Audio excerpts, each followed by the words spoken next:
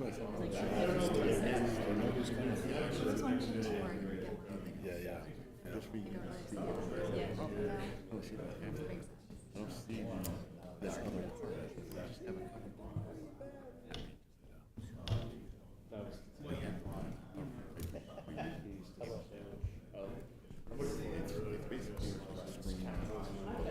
don't have my notebook today, which is unfortunate. But you can turn that on.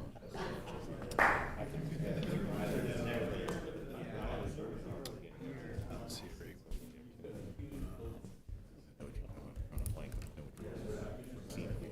Yeah, yeah. Yeah, that's right. Yeah, I can put it on that. Yeah, yeah, it's pretty neat. Sometimes I get worried. Like, I know they're always when I turn it on, they're just there chilling on the couch. I can put it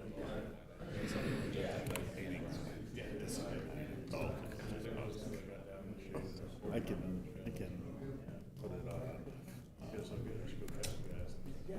But it's still like recording. Oh yeah, oh yeah, yeah. I had to disarm. There you go.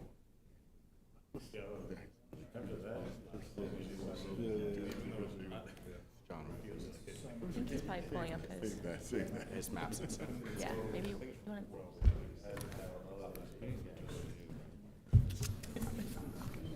John, you want to get started? As soon as I can get to where I want to be here, yes. And I just came from another meeting.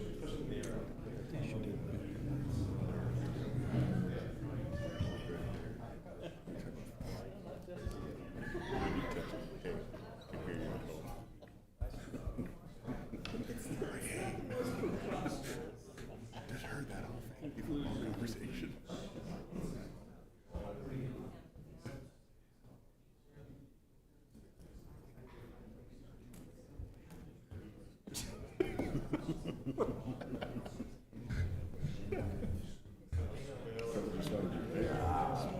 I just read the words. I just read the words.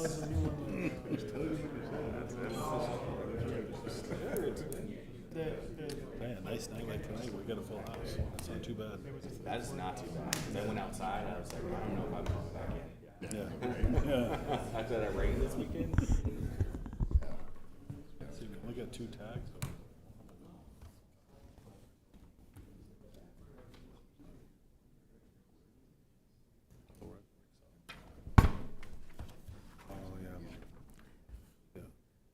Okay, good evening.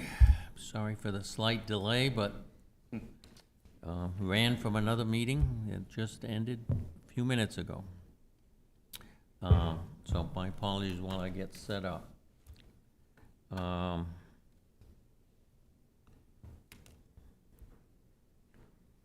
So this is May 26th, the Comprehensive Planning Committee meeting for this evening. Let's see, we can begin with the roll call, see who's here. Rex, we'll start down at your end. You can begin the roll call. Rex Rhodes. Dennis Bergeron. Bruce Ryu. Jeff Harmon, Mayor. Riley Bergeron.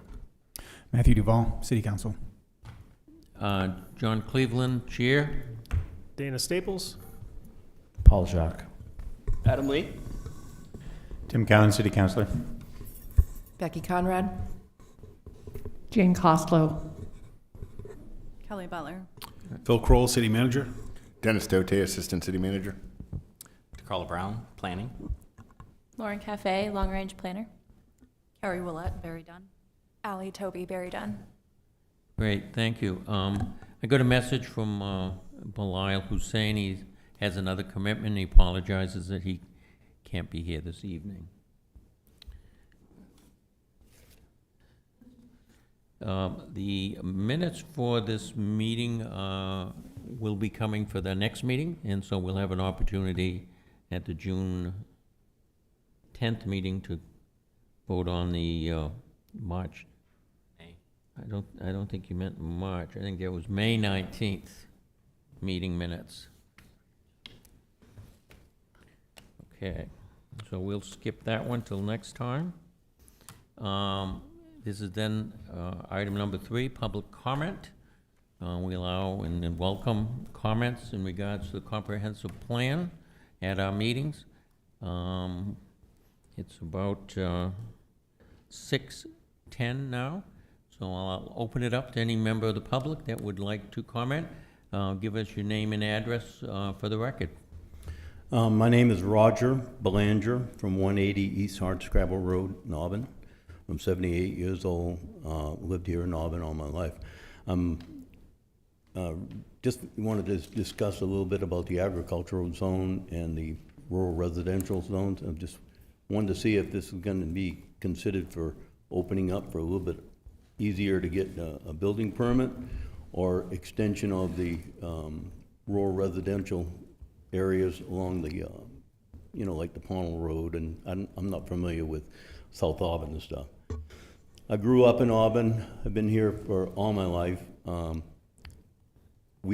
I've either lived on or owned land in South Auburn in the agriculture zone before it became an agriculture zone. And part of that problem was my father bought a 175-acre farm out there. We had 6 children. He had plans on dividing that up amongst us.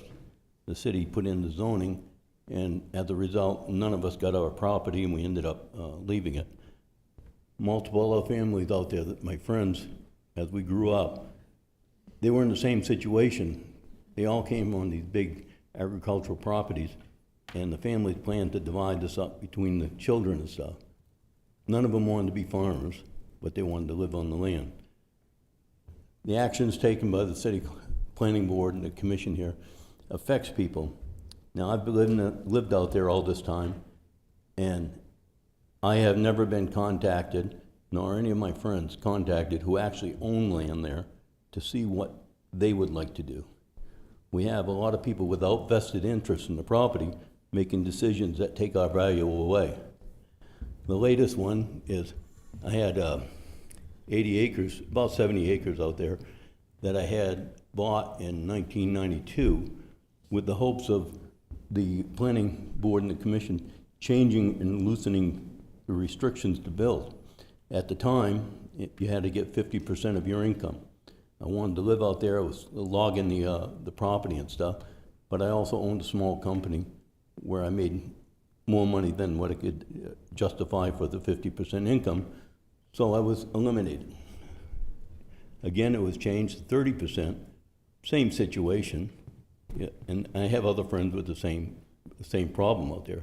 Anyway, I sold off most of the property, and now someone else has got a building permit on property that I've been trying to build on for over 35 years for a retirement home.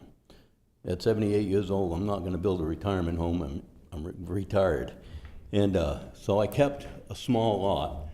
And last year, we came to the planning board to find out exactly what we had to do to try to build a house on this lot and to market it.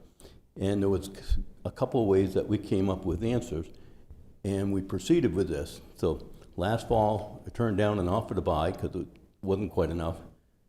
Then in October, I turned down another offer, and my realtor and I, we decided we would hold it until this spring to put it on the market. Well, unknown to me, the zoning has been changed again, where now my land is classified as prime land, unbuildable. So now I can't build anything on this property, and I've lost the sale. And so this is why I'm trying to get the extension on the rural residential property on the Pownell Road, because it's 600 feet from where I live. It's already built up in that area, so we're not resulting in the city having extra services, and they've already authorized building of other houses in the ag zone beyond it, part of it on my own property. So, but, just wanted to take and make mention that the decisions you make affect people's livelihood and the value of their property, not just restricting growth and everything else. So I guess that's pretty much all I've got to say.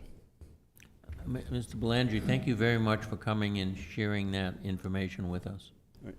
Thank you.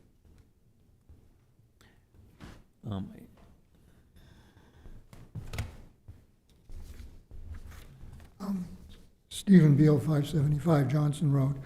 I know that tonight you're going to be considering some language choices for how to describe certain characteristics of various areas of the city that may result in certain zones being implemented in further planning board action or council action.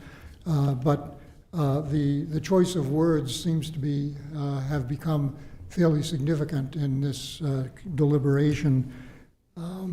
There are a lot of things that are different about Auburn than they used to be, and they may be in the future. One of those is a lot of changes in actual land use that hasn't been largely noticed or taken into account in different areas. One of the most notable ones is neighborhood markets. Without any difficulty, in 5 minutes, I could total up 12 neighborhood markets that used to exist in Auburn and are no longer here. And in individual neighborhoods, there are lots of different kinds of uses that used to exist and now don't. I'm not arguing for return of those, but just to note that things are different.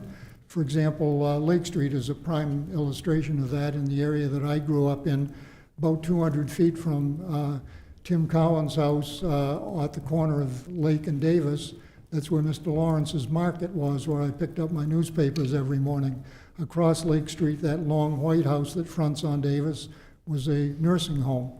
Going up Lake Street to the gradual peak of the hill before you go down in the dip and come up to the intersection of Park, Lake, and Gamage, there was the Four Oaks Dairy, a small dairy at the very last building up on that right-hand side. And at the intersection of Gamage and Lake and Park itself, not only was there the market that was referred to in last week's meeting, which was used to be Smitty's Market and a number of other owners, but actually in the interior triangle of Gamage and Lake was White's Market, which belonged to the parents of a friend of mine. Going further out Lake Street, the building that's presently occupied by the Elias family had in its backyard Lake Auburn Ice Company's big ice house, great big large structure, and the anchors for that are still in the backyard there. Across Lake Street, diagonally, there's a small sort of teal-colored house now. That building was there a long time ago, but where there's a row of spruce trees in the front of it now, there used to be 2 gas pumps. And where hotel and lake come together, there was not White's Market that I previously referred to, but a little, it looks like an A-frame that's not occupied now, but it's still there. That was Black's Market.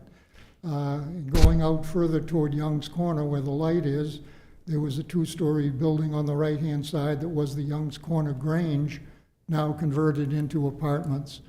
And across the street from that, there's a small yellow building that you can barely see from the street because it's obscured by a huge growth of cedar bushes that were permitted to grow up. That was the Miramar Tea Room, when built back in the 20s, I believe, when traveling from West Auburn to downtown was an adventure that might call for a tea stop.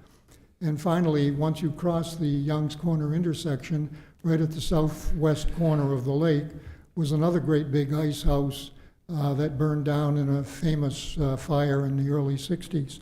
So I'm not arguing for the restoration of any or all of those. We certainly probably don't need any more ice houses, but it just shows that some kinds of mixed use did exist very compatibly in an otherwise presently residential neighborhood. The other thing I wanted to comment on was the proposal made at last week's meeting regarding the use of mixed-use neighborhood and compact residential neighborhood in the Ward 5 New Auburn area between 7th Street down to Riverside Drive. I certainly agree that Riverside Drive ought to be mixed use, as there are several auto service facilities there, formerly Gagnon's paint facility, painting company. There used to be 2 laundries, one on either side of the street on Riverside Drive in that neighborhood. That entire area is kind of seems to me a static zone because it's so steep. Some of the garages on Riverside Drive in the residential uses of it are actually built into the side of the hill. Going up the slope, a lot of those streets come to dead ends simply because it's too steep to build them any further, not only Second, Third, and Fourth, but some of the ones that go vertically up and down the hill as well. So I would think that that will greatly restrain any future commercial activity where you need to have good traffic patterns and areas to turn around. There aren't even cul-de-sacs on these streets, they're just dead ends. And it's very hard to get around in there. So I would suggest that maintaining that or putting that into a compact residential neighborhood treatment would be a good idea if there could be some perhaps loosening of the opportunity for slightly larger residential uses than the 1 to 4 units that are presently in compact residential. Maintaining the proposal for mixed use only on Riverside Drive, at least up as far as 7th Street. Thank you. Thank you, Mr. Beal. You have exhausted memory of history in Auburn. That brings us back to where we left off at our last meeting, which I believe was at Walton School. We did take a vote on that, but Mr. Rio has provided a suggestion for some change in the description of the language in compact residential, I believe. So since that's where we left off, it seems like it would make some sense to take a look at that at his request, and then we'll start from there and move through the list of maps as they were in the order that they were presented on the May 19th packet. And with that, I would open it up for Mr. Rio to speak to his suggested change in the descriptive language for compact residential. Thank you, John. So yesterday, over the weekend, I was thinking about the issues that we talked about at last week's meeting in the Walton School neighborhood, and the fact that we changed the Walton School area from compact residential to mixed-use neighborhood. Mixed-use neighborhood.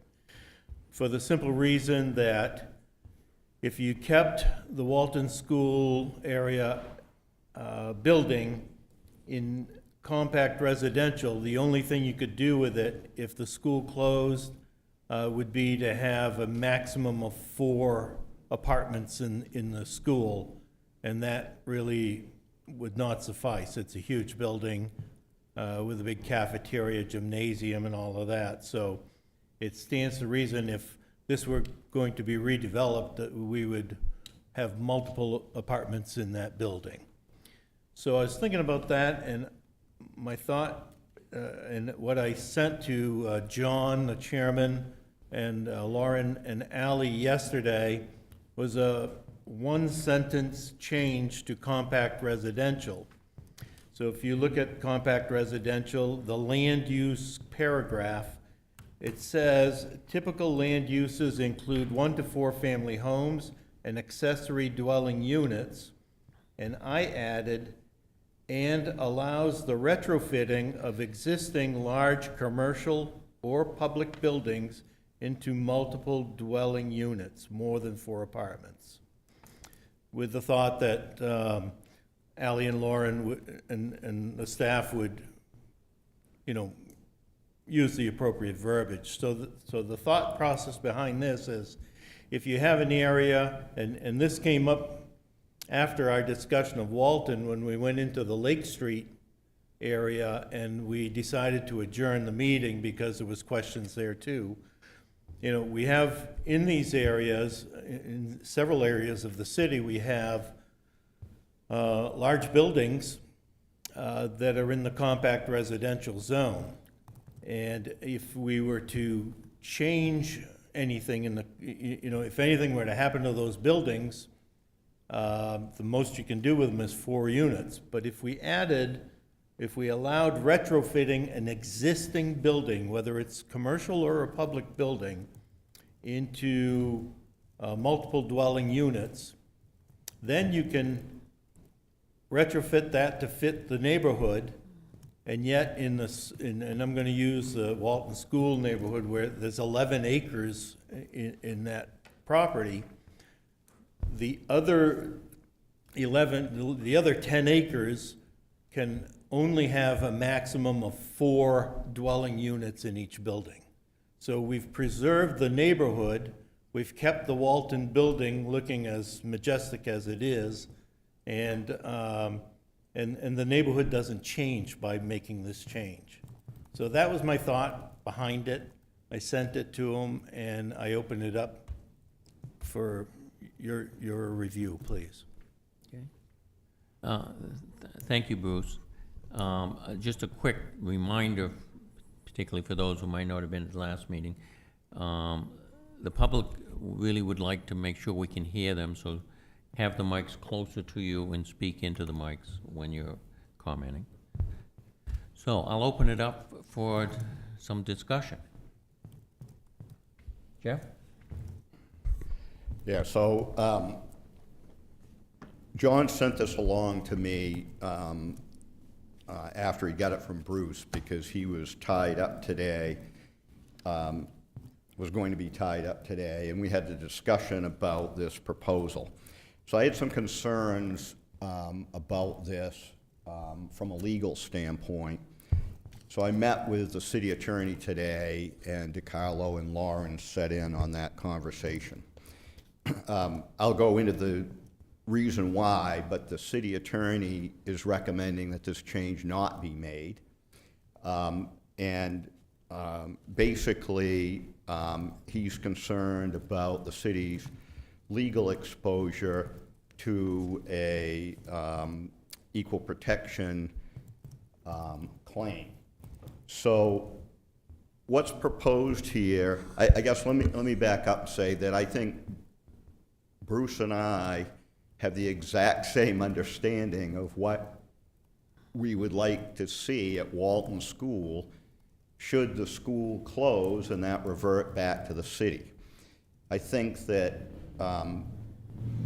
as I'll explain here, that's going to be difficult to segregate that off in the comp plan and in a subsequent zoning process. And typically, the process that the city would engage in trying to determine what would be done with that land once it comes back to the city, if it does, would be the place where decisions would be made about what construction or not constructing new things there would be. So the city attorney in our discussion really has looked at this as 2 separate issues, and I'll describe them separately. So the first one is related to public buildings. So in effect, what we're saying here is, in the compact residential zone, you can have up to 4 dwellings on a lot, except in the case when it's public ownership, you don't have that limitation and you can have multifamily. And the city attorney pointed out that it's not appropriate to use ownership as a means to have disparate treatment among different parcels in the zone. The second one with large commercial, the issue here is defining large commercial, and for the sake of the discussion, let's just think of it as non-residential. So the issue there is an arbitrary decision about what's large and what's small, and again, the potential disparate treatment between various parcels in the zone. You also have to take into account that there are vacant parcels. So let's say we insert this and we go through a zoning effort and there's some decision, let's just say for the sake of argument, we would say, if it's a non-residential use and it's 20,000 square feet or more, it qualifies for this provision, and we put that in zoning, and that would probably work great at Walton School, and then somebody has a vacant lot and they come along and say, hey, you put 25 apartments in Walton School. I get it, the zoning says I can only have 4, but I want 25. I want to build a 25-unit building on a vacant lot. The city's attorney's position was that they would very likely prevail and they could build 25 or 30 or 50 or whatever on that lot. So to overcome these claims, there would need to be a rational basis for setting whatever these thresholds might be to treat different parcels differently. And the city's attorney's position was that he did not see that there would be a rational basis to do this, and is suggesting that we not insert this because the purpose, and this isn't the city attorney's thought, this is mine, that the purpose for having the land use characteristics in here is to guide the development of the district zoning regulations once the comp plan is approved. So, his comments are around zoning, but one would presume that the zoning regulations that would follow would be in alignment with the statements in the comp plan. So that's all I have on that, Mr. Chair. Okay, Jeff, Adam. Is there a way we could get the language put up on this? I don't have it in front of me, and I'm a very visual person, and so I would appreciate having it. Since you're our attorney, Yes, but we it's the red. have to sign it. I have a couple extra copies if anyone would like one. John, do you want to pass those copies around so people, committee members can see Yeah, if you, or glance? you could get them copied right off, you mean? Oh, do you have copies with you, you said, or no? Yeah, I have some Oh, extra. yeah. Do you want to just pass to Dana and they can pass them around? Or I'd not? be happy to pass it around. Okay. Actually, I'll send one this way and I'll send one this way.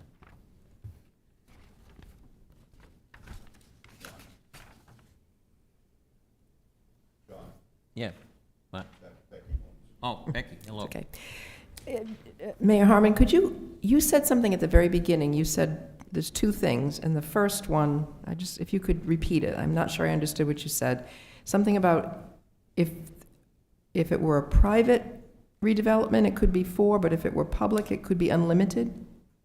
Did I understand that correctly? Yeah, correct. So the way, what's proposed, and leave aside the exact language, Bruce's point that the language could get wordsmith, but the idea that's in that is that if it's an existing publicly owned building, then it could be renovated to have more than 4 units, which would exclude private owners. And from a practical standpoint on this lot, if this comes back to the city, it's very unlikely that the city's going to be the entity that redevelops this.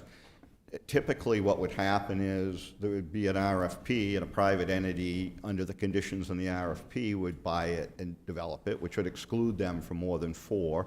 Or even if it was a public entity like the Auburn Housing Authority, if they're using any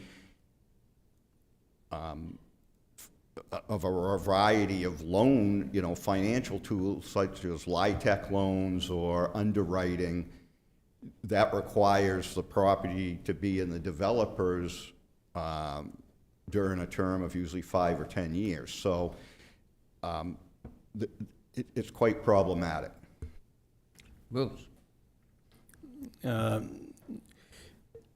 Actually, the wording says allows the retrofitting. So we're not talking about 20,000 square feet of blank land here. So we're retrofitting existing large commercial or public buildings. So I'm thinking a commercial building can be a nursing home. It can be somebody, if we're looking down South Broad Street, the old Cody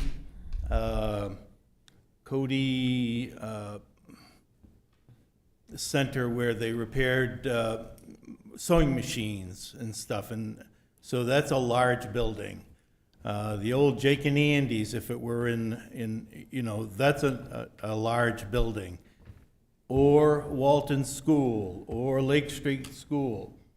So I'm not talking about blank parcels. I'm talking about retrofitting buildings that are in a compact residential zone so that the buildings are used appropriately, and any land next to them has the same rules as compact residential. So. Jane?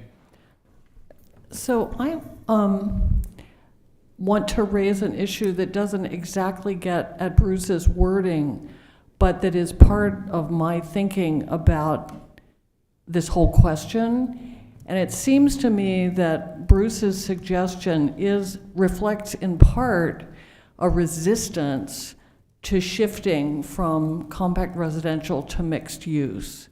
And I heard that in our discussion last week in a number of different ways. And so one thing, I was really glad that we paused, because I went back and reread the descriptions, which if you have last week's packet, the descriptions are actually on page 4. So I was really trying to understand what's the difference between compact residential and mixed use. And maybe some of the Barry Dunn staff can help us with that, but the thing that struck me is that commercial is allowed in both. Streets are described as being narrower in mixed use, which is where commercial, presumably there might be more commercial. So as I read it, I thought, boy, there's like a hairbreadth of difference between these two, except, I understand that it's something about density, right? But where I'm coming down on this is that I see your proposal, Bruce, as being in part a resistance to the mixed use, and I don't really understand the resistance to mixed use, given the descriptions. So the resistance, Jane, is... Bruce? Oh. Go ahead, Bruce.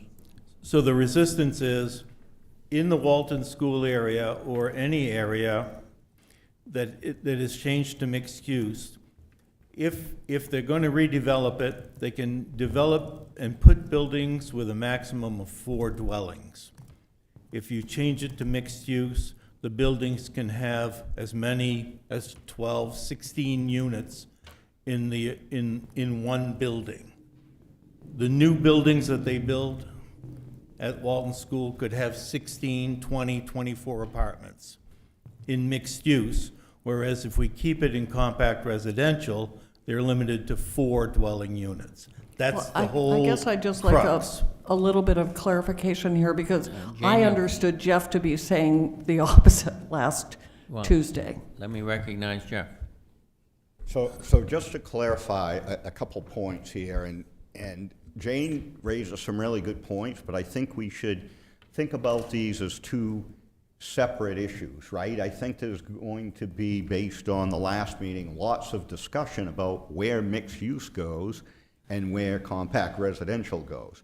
But so to me, the difference, there's 2 major differences that I see when I read mixed use and compact. One of which is the size of or the density of the dwellings. In compact residential, you're limited to 4 dwellings. I know we're using some legacy terms from our current zoning, but think of the multi-use that's listed in mixed use is more than 4, right? And to Bruce's point, it could be 6, 8, 10, 20, whatever fits. So that's the residential, when I read it, that's the residential difference between compact and mixed use. And then on the commercial side, it's not entirely clear.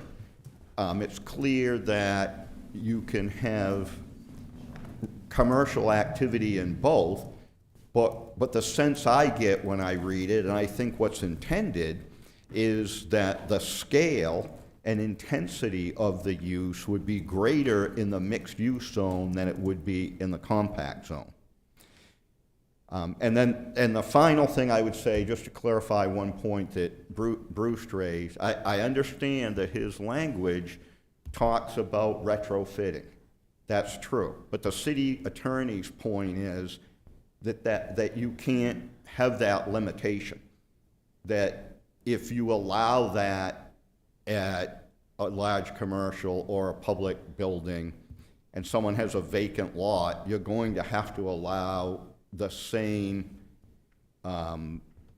number of dwelling units that you would in someone that was retrofitting it, because there's no rational basis to separate the two. Dennis? Thanks, John. We had a pretty good discussion last week on this, and we were swirling around the nature and the intensity of the development that goes with mixed use versus compact residential. And I thought about it and started thinking about, DiCarlo said something about you could have up to, when we were talking about at the Gamage Avenue area, up to triple the density under a mixed use kind of a concept. And I started to really think about that. So I went back to the inventory that we did at the beginning of this to look at Auburn's population projection. Over the next 20 years, our population is projected to decline by 2.3%. So I would draw with a very narrow brush, the areas that we expand into mixed use. I'm only going to say this once, but we're going to be touching on this subject 3 or 4 times tonight. So I would be very cautious in expanding the intensity of use in the different zones. But, so it probably doesn't solve all of Bruce's problems, but last week, for example, we had this little blob that was going to be Walton School. And then we kind of made a nice little rectangle of mixed use rather than compact residential. I would propose to go back for that reason. And I draw comfort from the fact that the goals and policies that are being written into this plan provide a feedback mechanism where if things start to go off the rails, the city can revisit this decision. So, this is a 10-year plan, and in 20 years, if the forecast is right, we're going to have 2.3% fewer people here. I don't see a need to be very expansive with the mixed-use areas. Okay, thank you, Dennis.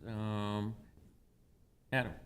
I think on the policy level of this, I'm much closer to Jane than I think anybody else. And I'm really, as I deliberate between the differences of mixed use and compact residential, I'm not sure I think there should be 2, but I think I might be alone on that.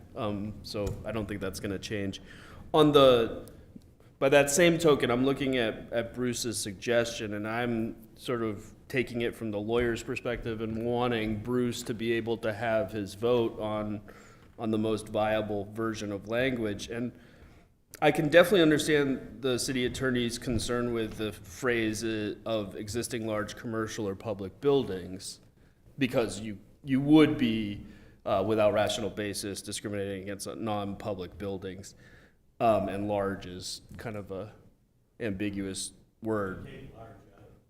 Well, I think you could take large commercial or public buildings out And you'd be in fairly good space because the rational basis is you want to best use existing buildings that are in any of these zones, and that's a fairly, I think, articulable rational basis. Rational basis test is like the least exacting test which deference is given to a government. So I think, I mean, you're not paying me, so I'm not giving you an official legal opinion on that, but that's sort of the way I would look at it, is if you were to remove existing large commercial or public buildings, that it would probably be lawful.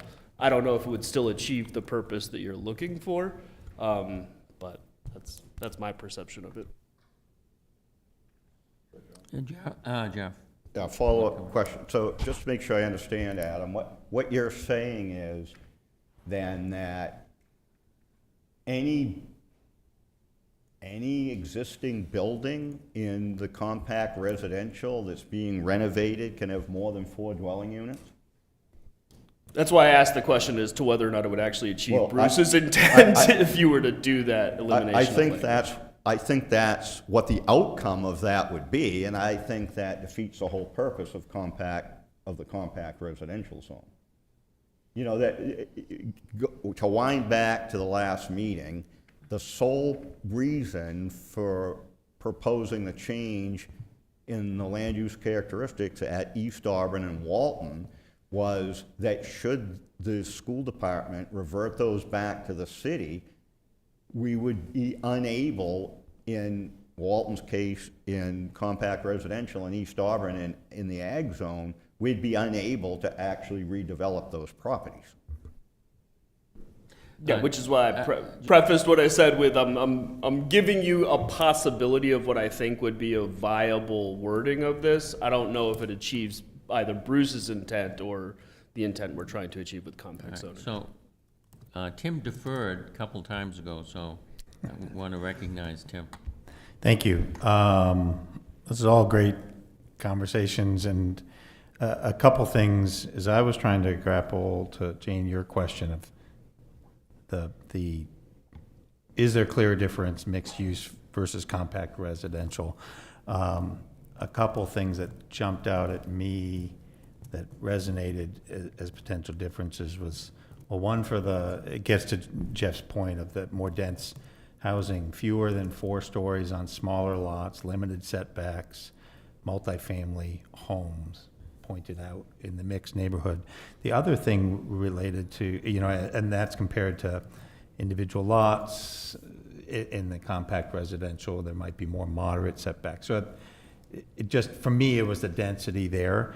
The other thing that jumped out at me in terms of the commercial uses in the mixed-use neighborhood was these areas also support ground floor and standalone retail uses, restaurants, cafes, and personal services.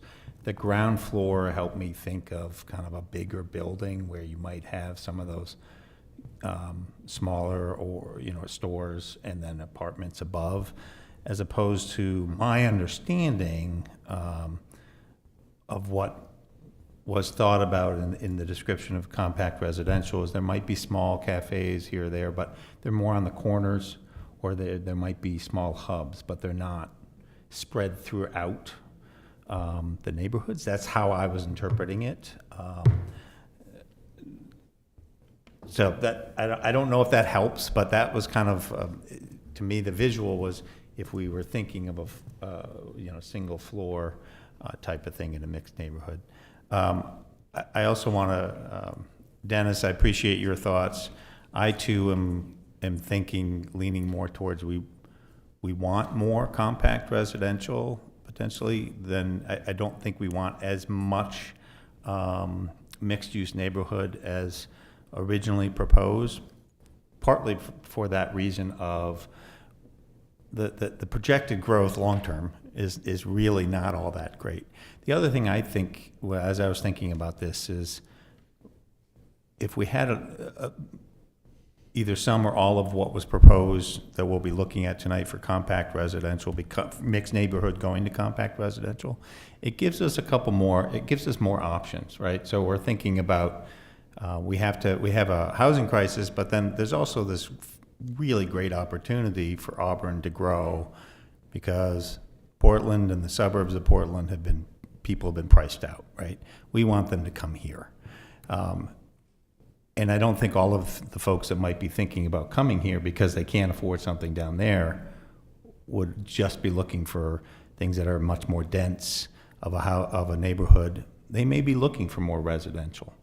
So for me, I'm concerned that we would not only but potentially be growing the possibility of larger businesses moving out further from the high-density cores, but that we lose the opportunity to attract a greater variety of people who want to have homes. So just to plant another image in your heads, I live on Davis Avenue between Lake Street and Granite. When the rain stopped yesterday, like that, there were 25 kids on bicycles up and down that street playing soccer out there. The hockey goals were out. That to me is not a mixed-use neighborhood where there's a potential of a business. That's what I bought my house for, to be in a residential neighborhood, and how I'd want to see it stay. So I'm mindful of the time, and we have a list of things to go through. So I want to come to an opportunity to make a decision here. Apparently there is another comment? Well, another thought about how we might accommodate the concerns that Bruce has raised. As I understand them, the biggest concern is development in the open space. It's not redevelopment of the school.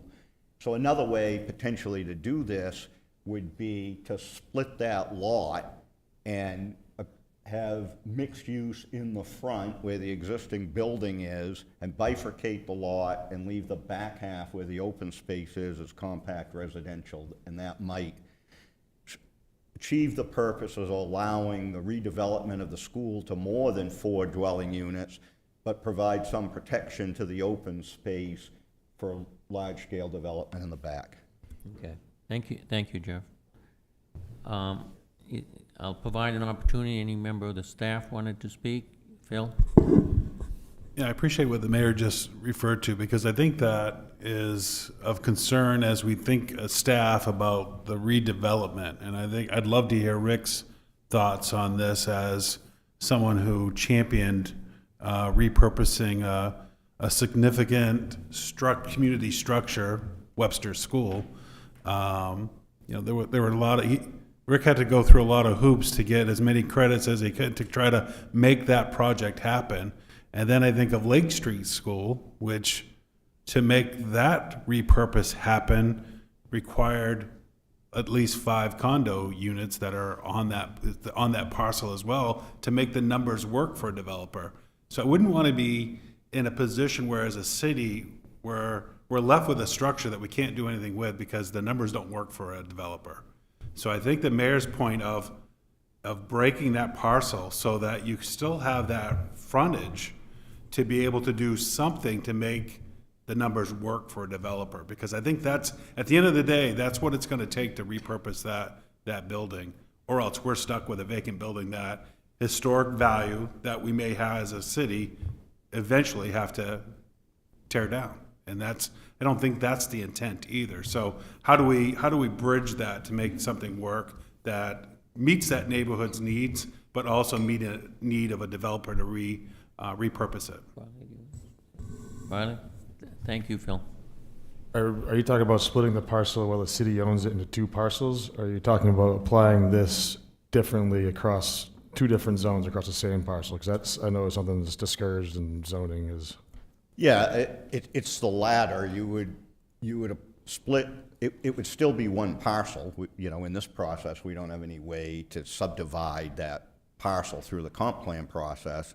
And I understand that that's not the preferred way to do this, but I think we have some unique challenges where this building is, and it's just another way to think about it, another possible way to try to resolve the concerns. All right,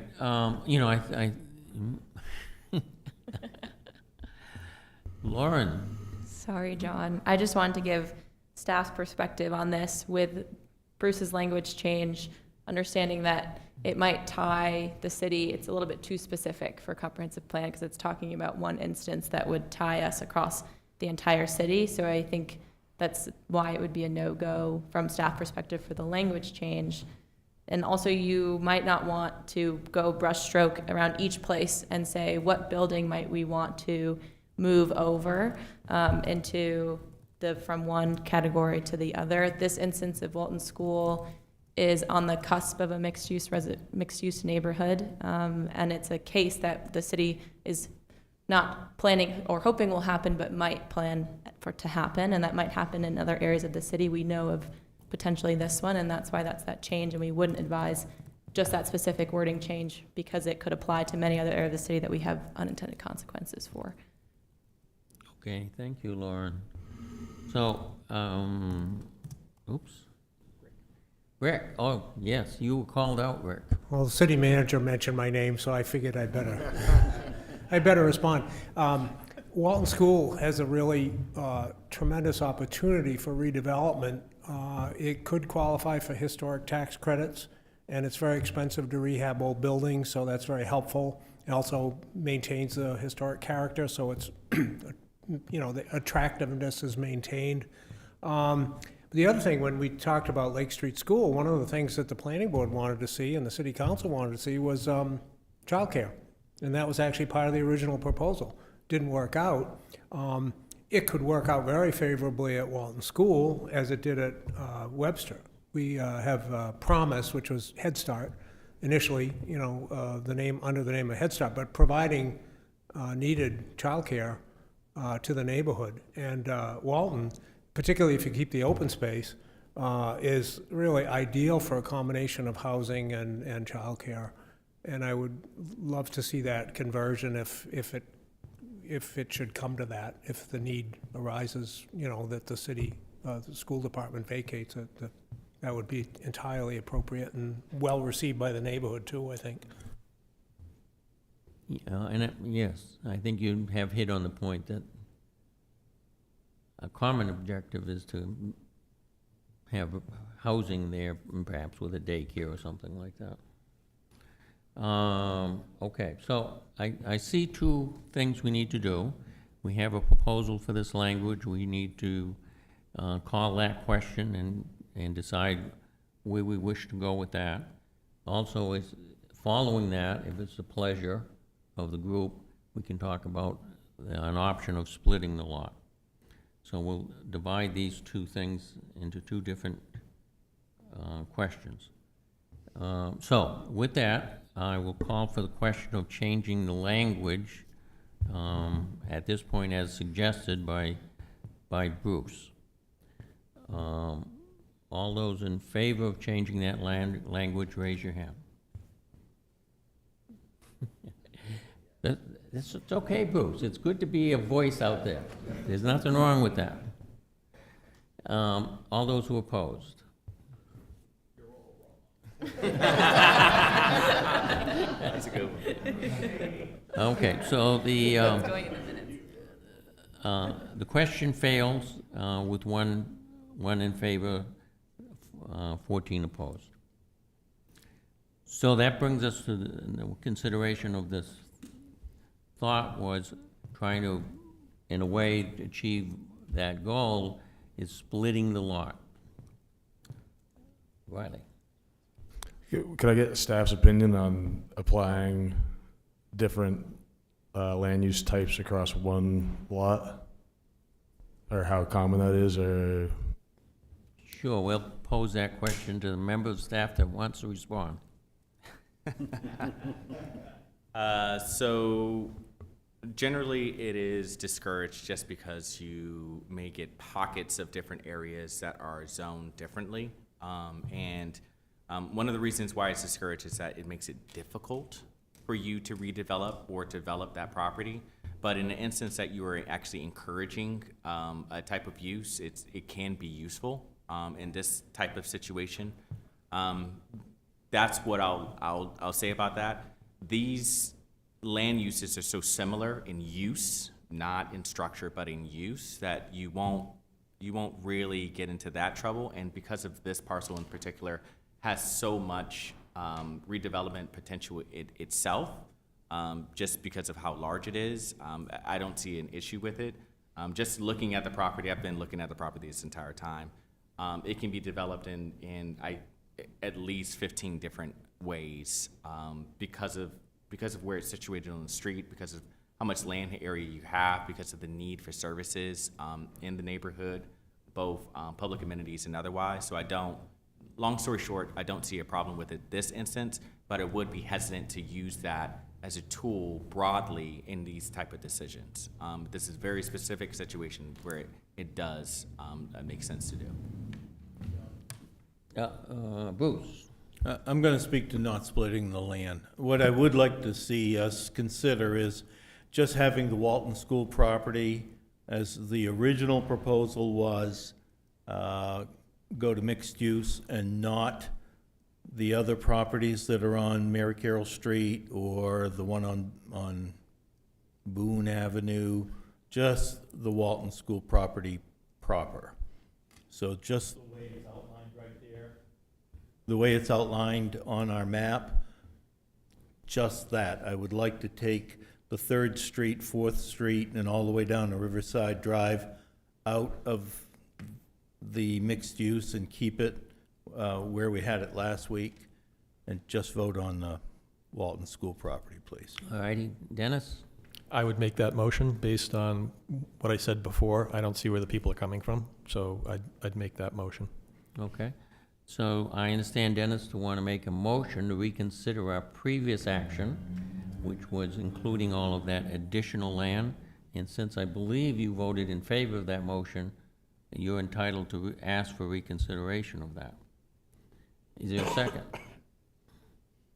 I'll second that. Okay, it's a second. Is there discussion among the group? Just And- an inquiry on the vote. We're voting solely on the motion to reconsider right now, after which we'll follow with a motion. Yeah, I didn't want to get too technical, but you are correct. That is the procedure. So this vote will be allowing us to reconsider, since we've already voted on this. So this motion will be to reconsider. If that prevails, then there can be a motion to zone it as suggested. So, all those in favor of the motion to reconsider, raise your hand. All those opposed? Oh, okay, one absent, you're opposed. One abstention, one opposed. Okay, and I'm in favor, so let's see, that's 14, 15, 13 in favor, one abstention, one opposed. Where were you? Which side are you on? I was in favor, he was opposed. Which you want? Okay, so I get it right. All right, so the motion to reconsider prevails. Now we're open to a new motion. Jeff? Yeah, John, you don't need a new motion, since we've reconsidered the prior motion that Jane made is on the floor to be voted on again. So the motion Jane made last time was to make the big rectangle down the hill. Yeah. And that's now back on the floor for a vote. Oh, well, we're reconsidering our motion in regards to that. All right. I was trying to keep this simpler, but I know we have to follow the rules. So, Okay, so the motion would be to reconsider that. We've agreed to reconsider it. So the motion on the floor is to adopt that. So the question would be, you would either be forward to re-adopt it all over again, which I'm not sure that was with the intent, or opposed to not doing that, and then that would open it up to a new motion. can I get How am I doing? can I get a point of clarification? Yeah. So the motion that was made last time Yeah, is that area that's outlined there on the map yes, to make all of that mixed use. correct. That was what was on the floor and was approved last time around. So that is the current motion in front of the body. So we're reconsidering that we brought it back to reconsider that. So we have to decide whether we want to stick with it or not stick with it. Okay? So, all those who, go ahead, Dana. Yeah, I just want to make sure that we don't mess up a vote here. And eventually here, we're gonna vote on just Walton. Yes, Okay. we're getting there. Can we amend this motion? Let me clarify this. So, we, in a completely separate action, we made Walton School mixed use. Subsequent to that, Jane made a motion to make the area that's outlined on the screen all mixed use, meaning all those parcels that are in yellow, other than the Walton School parcel, would be made mixed use. So in this vote, if you're voting yes, you're saying make that whole area mixed use, and if you're voting no, you're saying leaving it yellow. After that vote, it's either all gonna be mixed use, or it's gonna appear as it is on the screen, Walton School would still be mixed use. I don't remember voting in it that way, but I'll take your word on it. Yeah, Dana? I hate to bring this up, but without the minutes in front of us, I have a hard time remembering exactly how we voted on that, and I already heard the chair say a different thing than what Jeff just said. So I just want to make sure we do it right, that's all. So do I.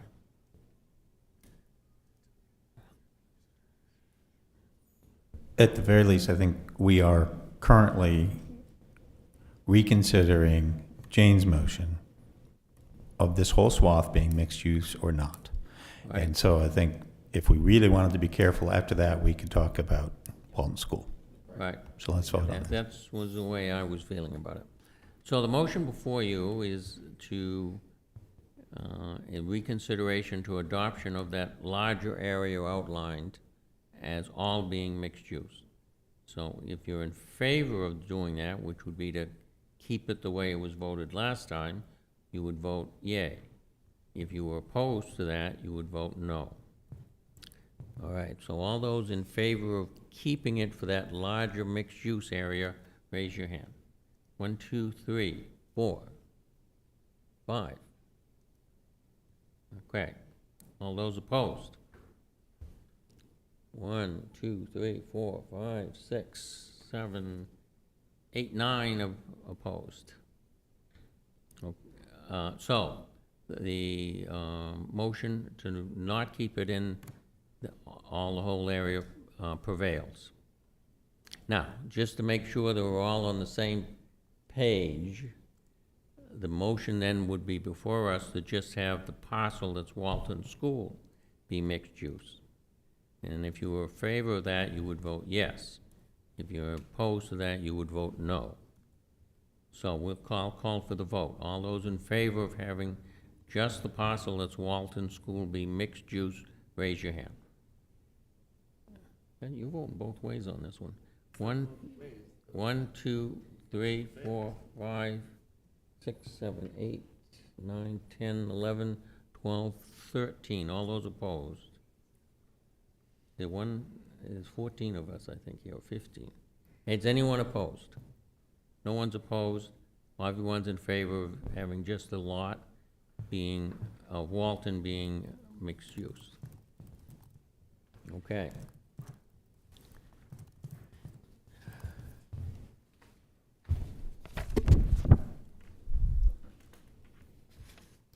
So, we're going to proceed, just so we're all in the same way here. We're going to proceed with the maps. John, can I ask a quick question? Yep. I promise everybody I'm not going to bog us down again. Do we have any sense, because we're going to be looking at these 3 different sections, for all of which the question is compact residential versus mixed use. When I was reading through the policy statements that was part of our task for today, we say right up front that we're going to promote dense mixed-use development that strengthens Auburn's economic core and creates a vibrant, walkable urban environment in the high-density, high-growth areas. So I have that in mind as I'm thinking about these sections of town, and whether, in fact, we're going to be increasing the mixed-use areas in Auburn with our overall actions, or whether we're actually retracting. And I just couldn't tell from the maps. So at some point, I think we need to ask ourselves whether we're actually increasing them, or perhaps for the reasons that were mentioned by Dennis earlier, we're not, because of population projections. But then we'll need to amend that policy document statement. Well, I think that's the discussion we'll have. Okay. Tim? Just a quick follow-up. A great point, Jane. I appreciate you bringing it up. For me, I'm in favor of, again, more compact residential in these areas, because I think where we have the greatest need and the greatest opportunity is in our high-density cores.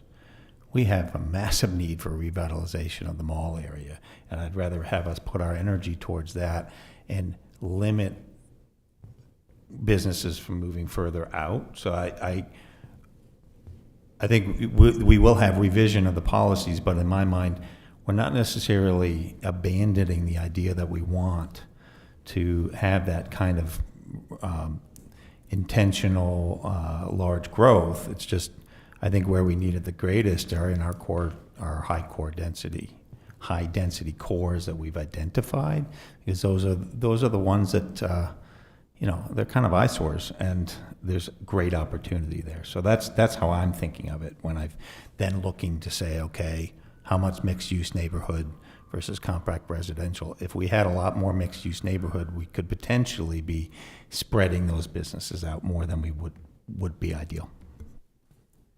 Okay. So obviously, you have a series of maps here, and we need to make decisions on each of them going forward. So just make sure everybody's still on the same page. These maps are on what you received for the May 19th packet. So if you're looking to follow along with the maps, that's where you're going to find them. Excuse me for a second here. As soon as I talked about my map, it disappeared on me here.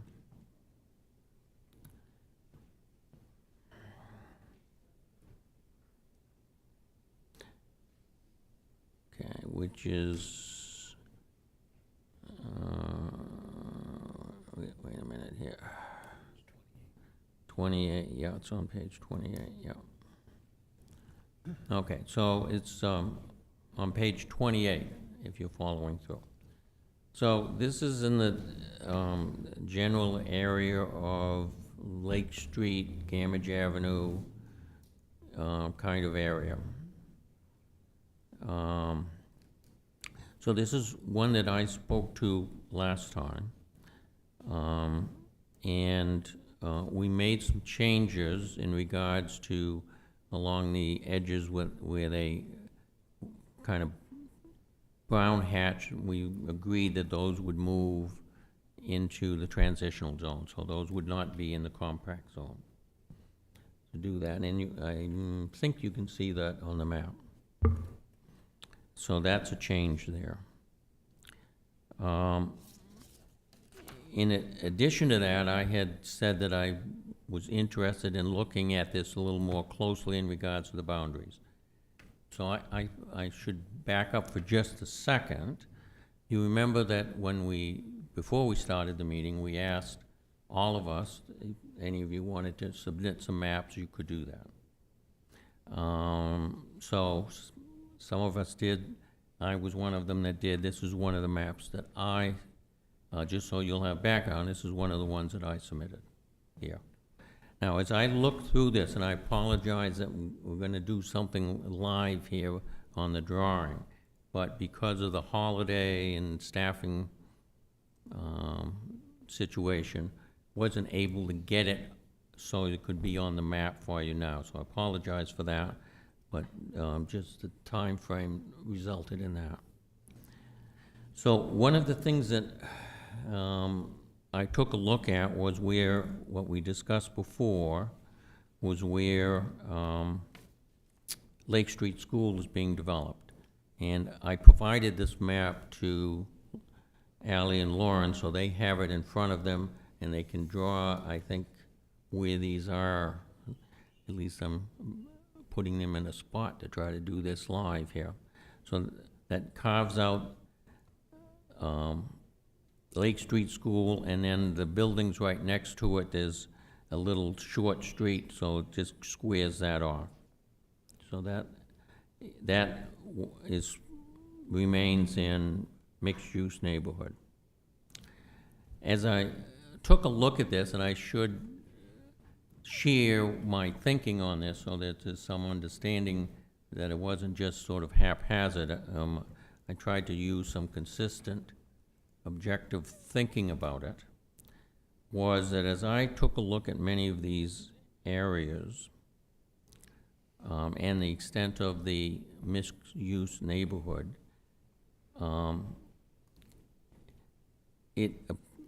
in my judgment, there were some of those mixed-use neighborhoods that were more developed, more multifamily housing.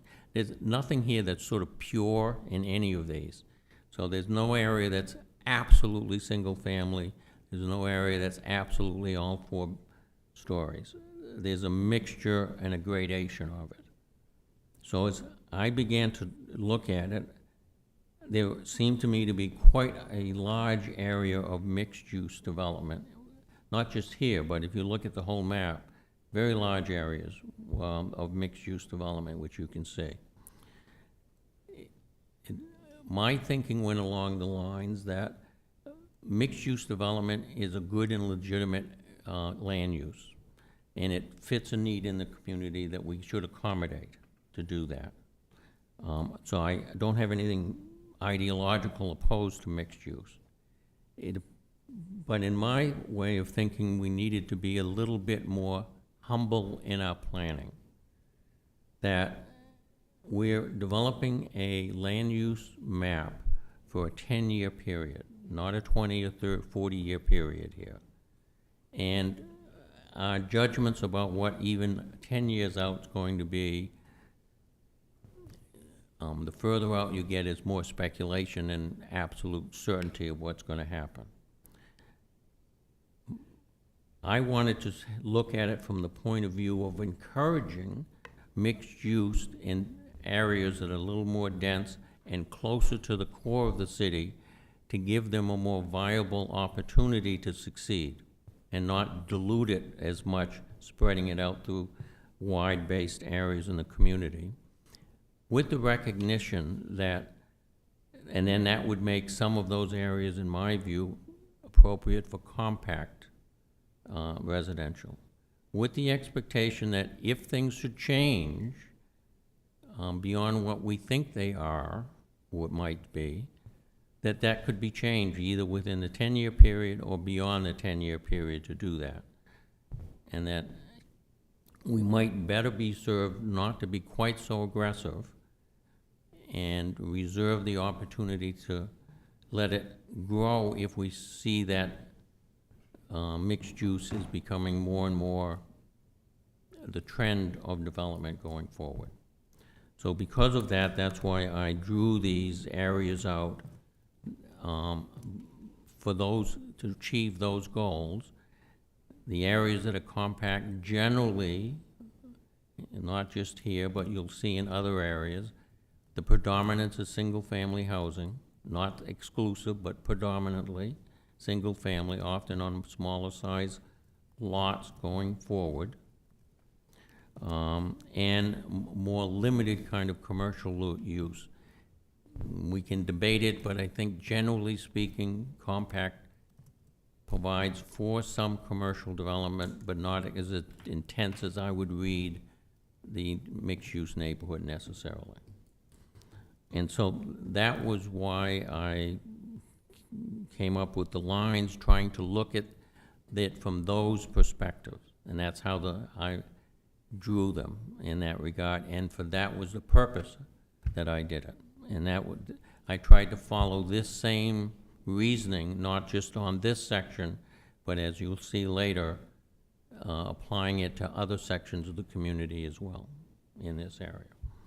So, I think Ally did a pretty good job of including. So the area that's inclusive of there is an area that's bordered by Pettingill Park on one side, Field Avenue, Gamage Avenue, all the way up to Grandview Avenue, Woodlawn Avenue, all of those kinds of areas. Those are all predominantly single-family in that region. And when I looked at the map, I said I can't find a reason why the bordering ones, which are single-family, and those not being included, somehow justifying how I picked between the two. So I used the same criteria to do it. That's how I came to it. And again, that borders up on all of that other mixed-use neighborhood that you see spread out here, but it's much more extensive than that throughout the neighborhood. So that's what the map looks like, and that's why I'm suggesting that we should consider that to be compact residential. So I will open it up to further comments or questions that the committee may have. Dana? Yeah, I guess I just want some clarification on Ally's drawing here. So, sure. I can see the Lake Street section excluded, but it looks like you're adding an extra, I don't know, 100 parcels to this. Yeah, so there's some of the roads that you will find in there, Shepley Street, Wedgewood Street, a portion of Western Promenade going down to Highland or connecting to Shepley. Shepley then connects over to Gamage Avenue, and then that little street that most people use to get to Pettingill around that corner, it follows that.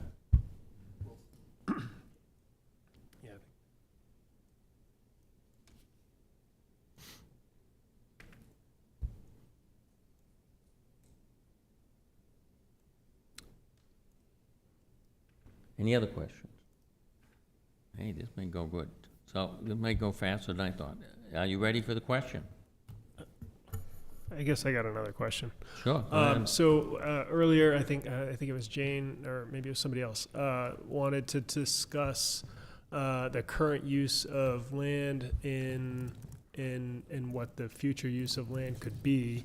I guess I would just point out here that all of the land that we're looking at here is currently zoned in a way that would probably fall in the mixed-use area. And so effectively what we're doing here is saying we want less development in these areas than what we currently allow.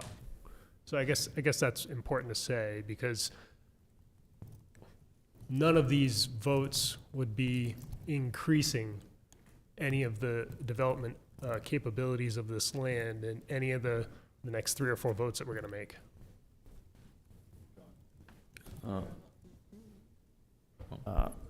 Just going along with what Dana said, and it's only using current zoning to give some language. The only concerns that there might be more, but were the parking issues and having a 30-seat restaurant or something like that. It of that is in the special exception category anyway, and would be subject to planning. So if there's no parking, or if it increases traffic or makes it unsafe or something on the streets, the planning board and certainly staff would take that stuff into consideration when bringing it up. So there are areas where it can handle that sort of traffic flow, and has in the past, as some things that Mr. Beal has talked about. Certainly not the same traffic we see today, but So I'm less concerned about some of those issues. Okay, thank you. I think Jeff was next, and you, Adam. So I think it's a mixed bag here because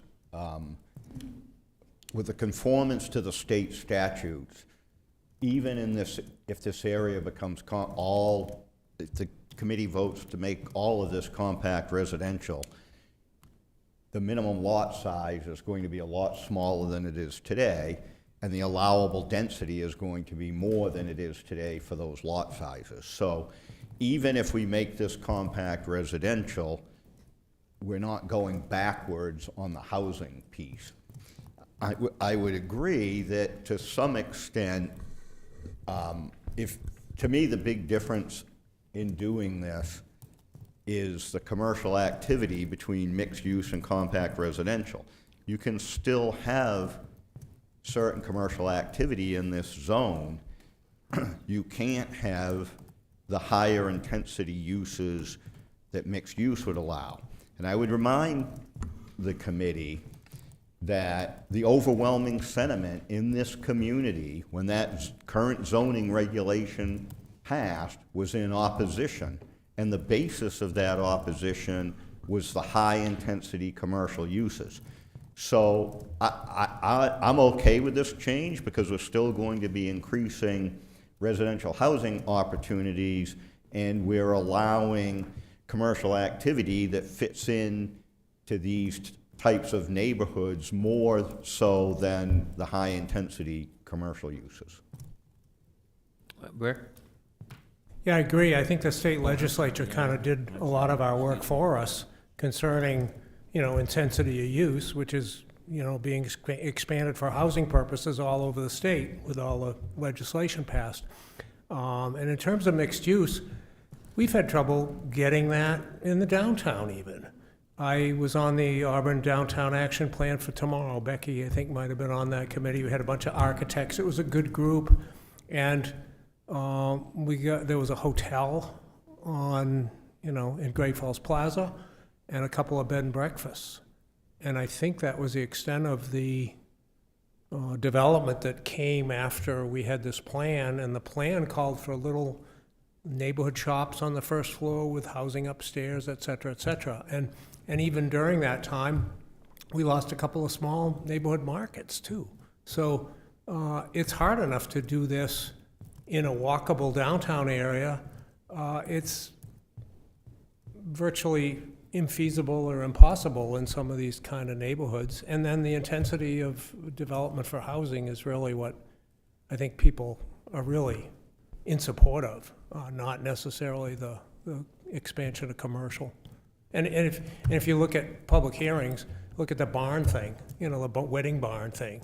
I mean, there must have been 100 people in this thing opposing that proposal, which met the zoning ordinance.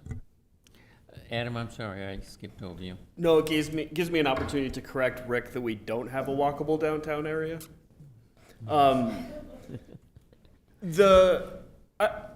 I definitely understand the concerns about extensive commercial development in this area. I really think my seatmate here said it incredibly well, that I trust both the market and future planning boards to take care of those concerns. This is one of the most politically active and capable areas that we have in the town or the city, who will be able to tell us if that's not a commercial development that fits and should meet a special exception. So I'm opposed to the change and would maintain the entire area as mixed use.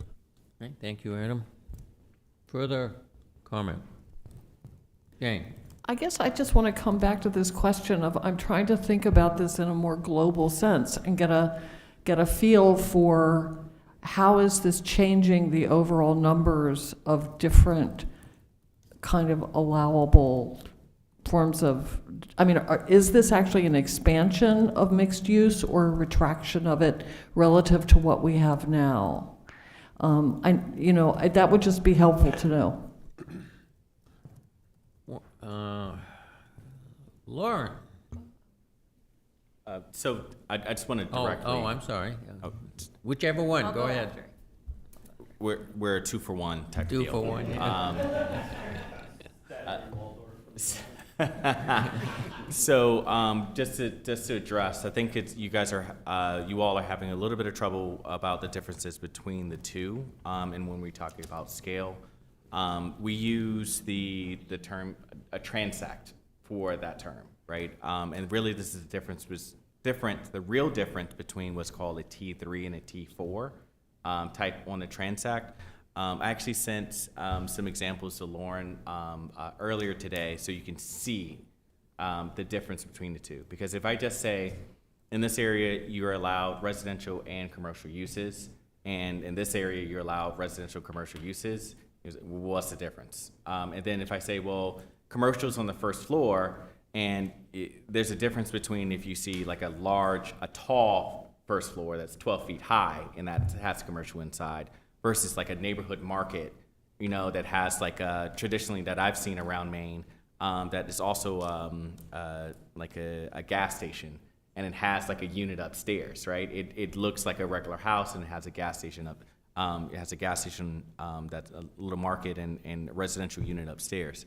And so I've sent over, see those. I think we're going to pull up the one that I sent over because it's a little bit more closer to what the differences in Maine has between the two, and then you'll generally see. Now, I want to get to the other's point is that both are in your growth area, and so you're in either or you're going to get a level of density that you haven't had before. So it really is on the form of the structure rather than the amount of units, because the numbers are going to be the numbers are going to be the numbers. And so when they pull that up, I'm going to let Lauren speak a little bit as they're pulling up the thing that we did to add a little bit more flavor. Thanks for that handoff, baton pass. I've been thinking about how to best visualize to the committee the difference between these two categories, and also in larger planning practice, how we think about the growth of cities and the transition from one area to the next.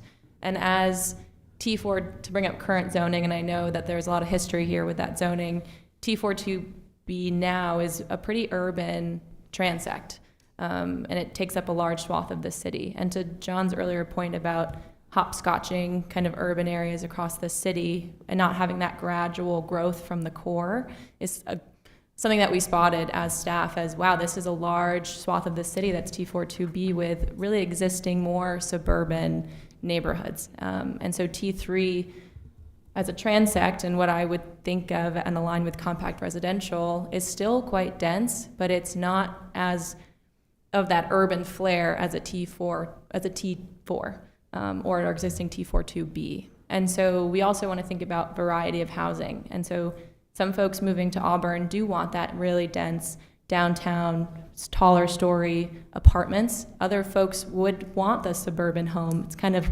not great to say I want to live in suburbia, but it's attractive to, I think 50% of the United States wants that suburban feel, while the other half wants that urban feel.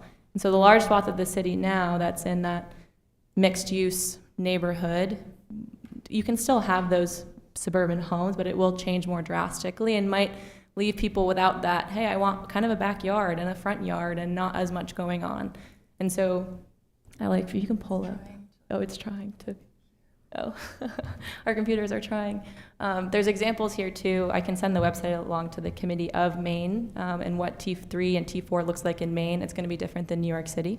But as we're thinking as staff, that gradual kind of shift from really, really urban, our T5, to then our T1, which is our rural. T3 and compact residential has a place, and probably more of a firm place than what the current land use category has. I would identify mixed use neighborhood as a T4 and compact residential as a T3, which can be really attractive to younger families wanting to move in. And so you can have the best of both, and you can still have that minimum density, which is quite dense to Rick's earlier point. This is a great example. This is T4 examples. Just scroll down, Allie. Here. So you have taller story buildings, go a little slower, sorry. And you still have businesses that are mixed in, but you can see it's more dense. And then if you move to T3, scroll up a bit. Nice. You have that space between the front lawn to the sidewalk to the street. And so kids can play on both of these instances of these streets. It's just different types of housing. It's a variety. And so, Jane, I noticed you said in our policies, thank you for reading them, in our policy for high dense, high growth, it says the word urban. I think I would amend that to say a variety of housing types. And you can still be walkable. If someone wants to walk from the edge of what's T42B to downtown, like, do it. But you can also give people the option to have cars, because people need to have cars in Maine. So I guess as staff, as me, I'm thinking of this not as black and white, but as a gradient of what we're shifting from our high-density downtown core across space to allow people to have a variety of opportunities. If we have a population decline, then we would still be, have those options for people who want to stay and live in Auburn. If our population grows and everyone wants to move here, we have that variety of housing for folks, and we would still have commercial NT, what would be RT compact residential. It just would be situated in a place on the corners in areas that, there's Maine actually, in areas that spatially make sense, that would be determined by, planning board in the future. So yeah, I just wanted to give some visuals on how we're thinking about the differences between the two of them. All right. DiCarlo?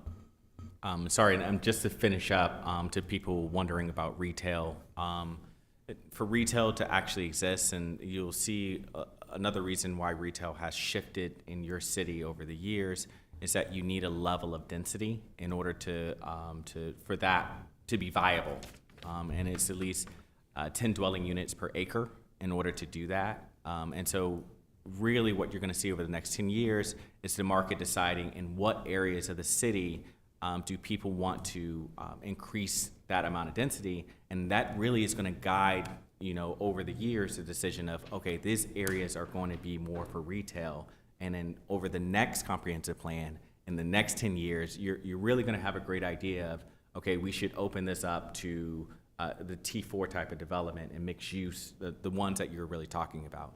And to get back again to your earlier statement, you're really trying to guess of what's going to happen on year 7 and year 8 right now, where you're at year 0, and that's the difficulty everyone is really having at the moment. DiCarlo and Lauren, thank you for helping to put it in planning terms, and so that maybe we can visualize the difference better. Adam? I think DiCarlo just sort of hit on why I'm where I'm at, which is we don't know where the market's going to find the place for that density. And so to me, it's unwise for us to make the restrictions to potential uses that could lead to that beneficial form of density, which I think mixed use provides more opportunities for a different type of development so that the market can figure it out. Tim? Yeah. And Dana? I think we do know some. There was a housing study, and the majority of the needs are in smaller housing dwellings, 1 or 2 person dwellings. And there's therefore, in my mind, there's a potential to say if we're going to build more apartments in highly dense areas, or a little bit more closely located dwellings for retirement communities, for example, there's a potential of having those that are in a home where they raise their children and don't really need 4 bedrooms anymore to move out and open that up into a suburban area for people who want, a more suburban feel. I think we also know this state is the oldest state in the nation. It's going to get older. Therefore, you're going to have smaller dwelling units. There's a lot of data out there, so I would disagree that we don't have any data and therefore we should just keep these open to any kind of potential growth. I think we do have an idea, and many of those amenities would be purposeful and useful in the high density core areas and limited mixed neighborhood right close by to that. To your point earlier, we don't have a walkable downtown. If we spread it out, we're never going to have a walkable downtown. We want to invest our time and density in those areas to make that. Because I agree with you, we want that. But I think not everyone wants that density feel. many people do, young people and older, whose kids have grown and they want a smaller place. We know that the young adults who are, we've heard from them as well, but the bottom line is it's smaller dwellings, and so I don't think it really has to be that we keep it wide open where there's a potential for commercial business. I think we can create a form and let the market build within what we really desire to attract a multiple groups of people. Okay. Dana, yes. Yeah, so I just have a couple points to make. So the first thing is that the future land use map is not a zoning map. And so I think what we should keep in mind here when we decide what to pick for future land use, we should consider that it's kind of a ceiling. So if we say that this is going to be compact residential, then the comp plan doesn't really want it to be higher than that in density. And so given that we could potentially make it mixed use, we don't necessarily have to zone it mixed use right now. We could later if the market is saying that it needs to.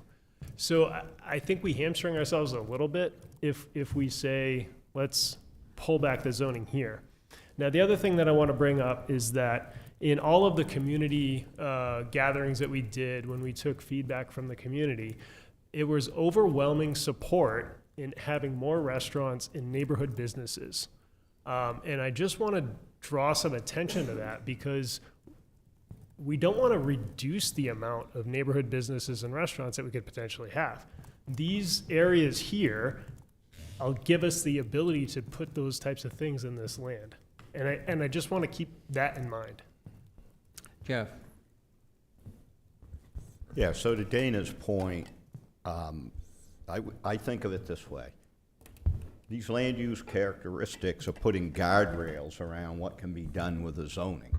So I agree, you would not be able to have follow-on zoning that allowed more than the land use characteristics.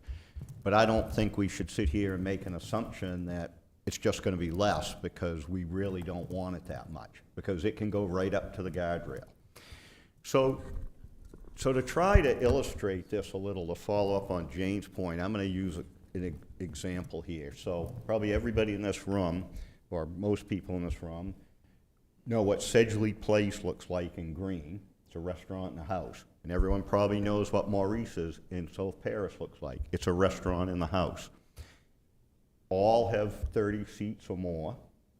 And think about dropping one of those with no off-street parking required in these neighborhoods, because that is what we're talking about. That's the current 4.2B.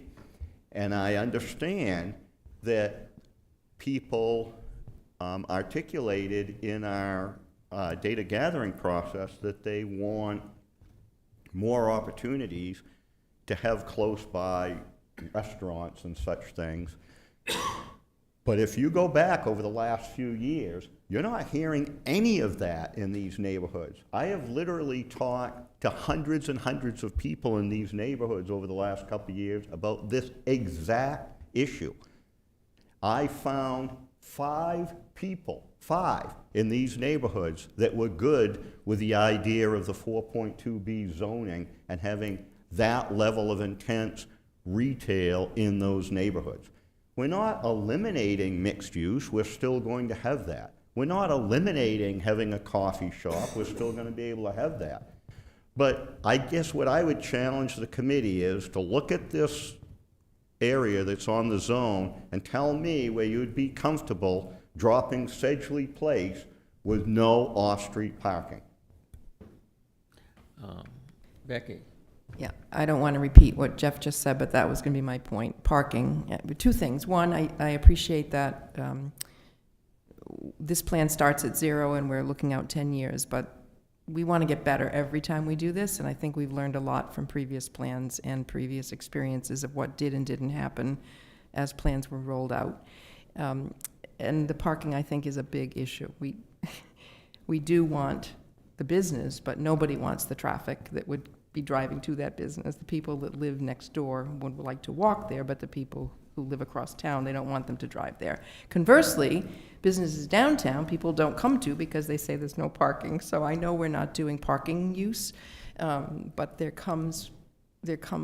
are other things related to land use regarding the way people live in communities, and I do think I think 50/50 is probably a great way to say it, Lauren. There are a lot of people looking for residential neighborhoods where their kids can play on their bike and not worry about getting hit by a car. Is it, Tim? In my mind, when we were talking to folks, and if I had answered, if you'd asked me restaurants in my neighborhood, I can walk to Gritty's from my house. It's just down the hill. I can walk home. In that mind, that's accessible, and so I don't think I would have, if you had then said more that would you want Gritty's in your neighborhood, I would have said, no, it doesn't need to be. I want to support it downtown where it's going to actually be financially viable. Anyone want to comment who hasn't commented? All right, are you ready for the question? The question before you is the adoption of this area as outlined as a compact residential area. If you're in favor, you will vote yes. If you're opposed, you will vote no. All those in favor?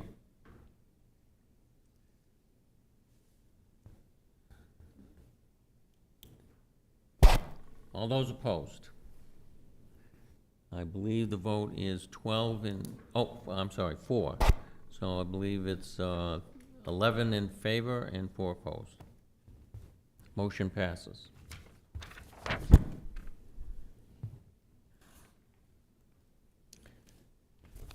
Whoops, excuse me. All right, so the next one is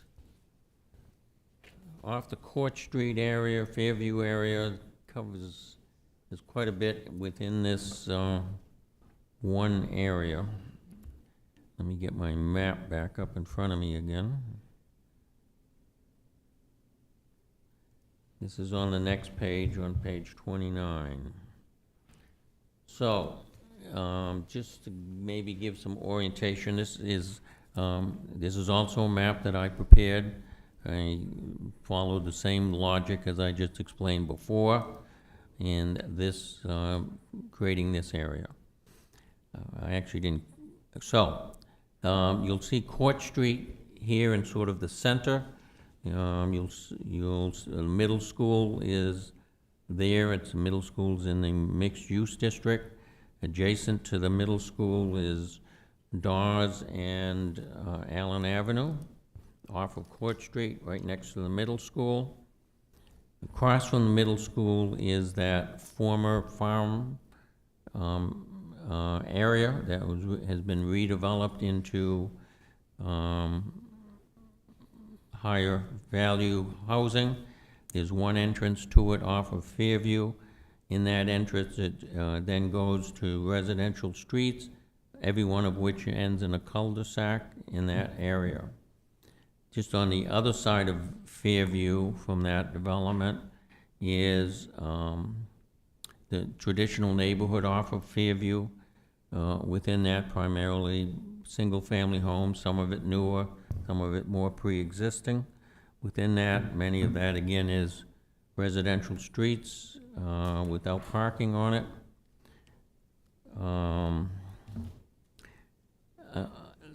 Then right off Minot Avenue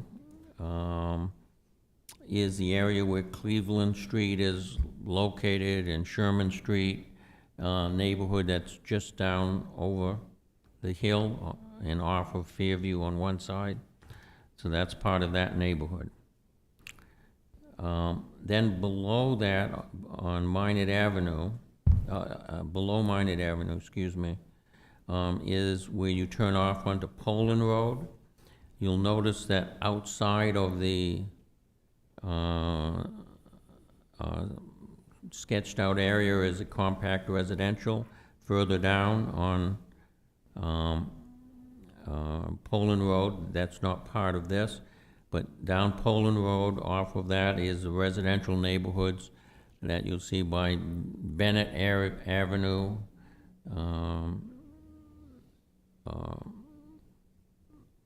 in little side streets, all of those those are all residential streets, it ends in dead ends, and then just the opposite side going towards Maine Avenue, but not as deep, is all small streets with single-family houses on it. So that just hopefully gives you an orientation. Let me, also, there's another area.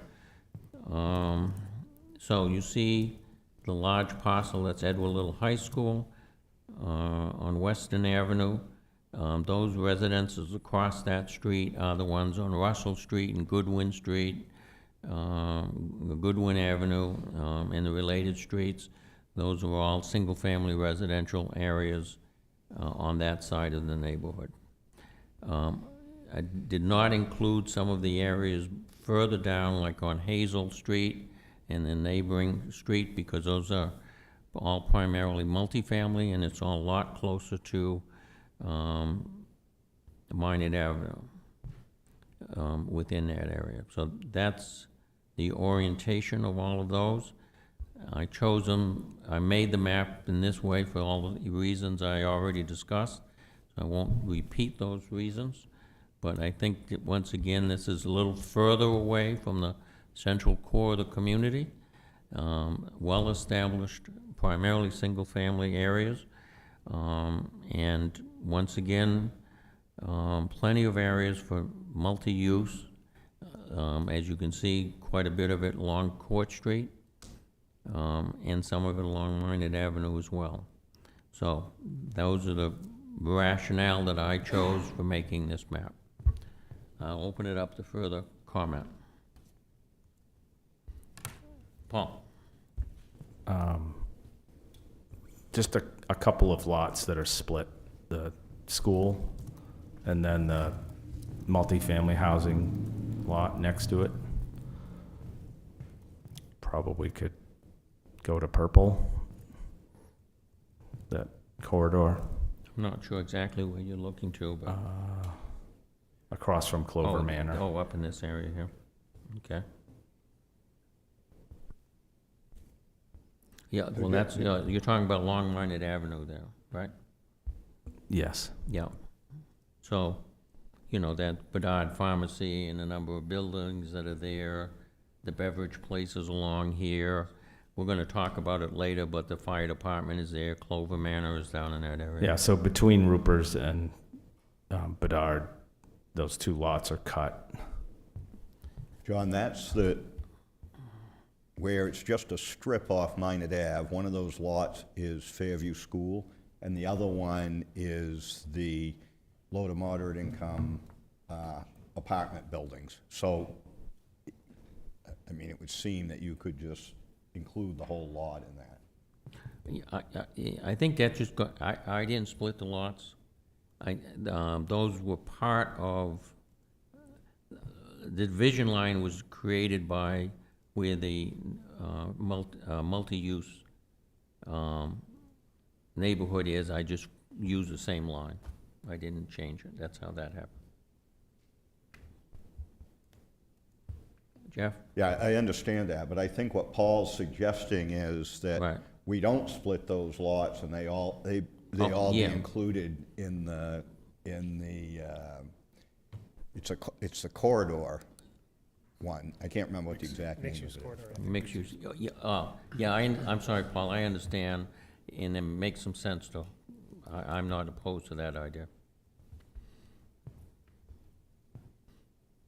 Dana? Yeah, I guess I'll just say different things for this parcel, this groups of parcels. Everything I said for the last time remains true. What I think is especially egregious about these lots is that they flow through two arterials that the city is currently, looking at changing somehow. And so I think that makes these a little bit egregious compared to the last one. And they're both on either side of these lots, to the west and to the east. You have a development pattern that already exists that has restaurants and has a large commercial and so forth. And so I feel as though this group is more suited for it possibly than even the last group that we talked about. So I guess that's where I sit on it. Yeah, so I think you're referring to portions of Court and Minot Avenue?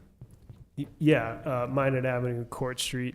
I would say the restaurants along Minot Avenue or the restaurants in the Court Street area, and just well, I mean, we could talk for hours probably about the streets of Court Street and Minot and what the traffic patterns look like there. I guess we'll probably reserve that for another piece of this discussion. Yeah. Thank you. Other comments on this particular map?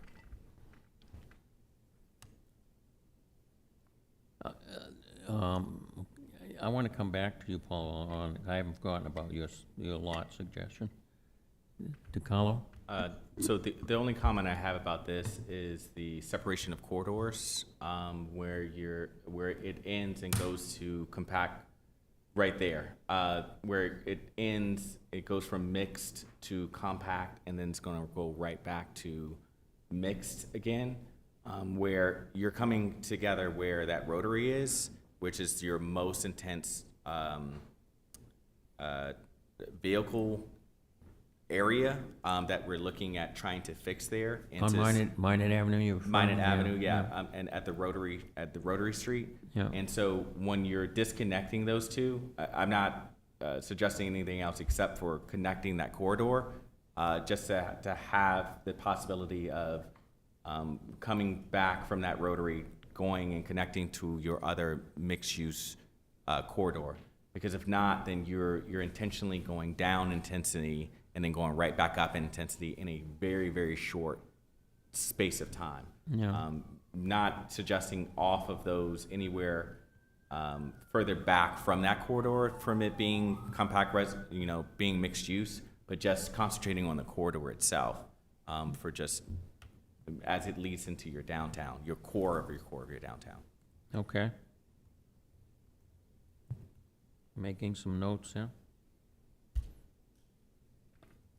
Further comments? Jeff? Yeah, so that was one of the comments I was gonna make. I think you have the same issue on Elaine Park. The Clover Manor is hatched, and we're gonna talk about that separately, about changing that to the corridor. But you're gonna have the same thing right in the middle of the corridor and a higher density. You're gonna drop down to compact residential and back up. So both at Elaine and up at Sheridan, Cleveland, and the end of Fairview Ave, I would be in favor of the lots closer to Minot Avenue being mixed use. Okay. The lots along Minot Avenue to the back of those lots? Yeah, and, where DeCarlo was talking about, if you look at the top on Sheridan, if you sort of squared that off and said, the first 2-3 lots, whatever, going up there, should continue mixed use, because it's gonna have a really weird pattern when you go from corridor down to compact residential and back up, and you're gonna have the same Yeah. on a lane. All right, so I would entertain this would be the time for some amendments, and I would entertain those. Jeff? Well, I guess the clearest one, and we'll start with Paul's idea, and I guess the motion would be that the lot where Fairview School is, the low to moderate income housing development, and where Ruper's is, be squared off, with the whole lot being in the, someone can tell me what the exact name is, it's the something corridor. What is it, Lauren? Mixed use corridor? Mixed use corridor. Yeah. Those 3 lots would be all within the mixed use corridor. Second that. Okay, that amendment seconded. Bruce? Well, I was gonna say, would you also extend it down to Bedard Pharmacy and make it a straight line? Yeah, Bedard's is already in the mixed use corridor, the whole lot. What's that square? On the other side, that's Cleveland Field.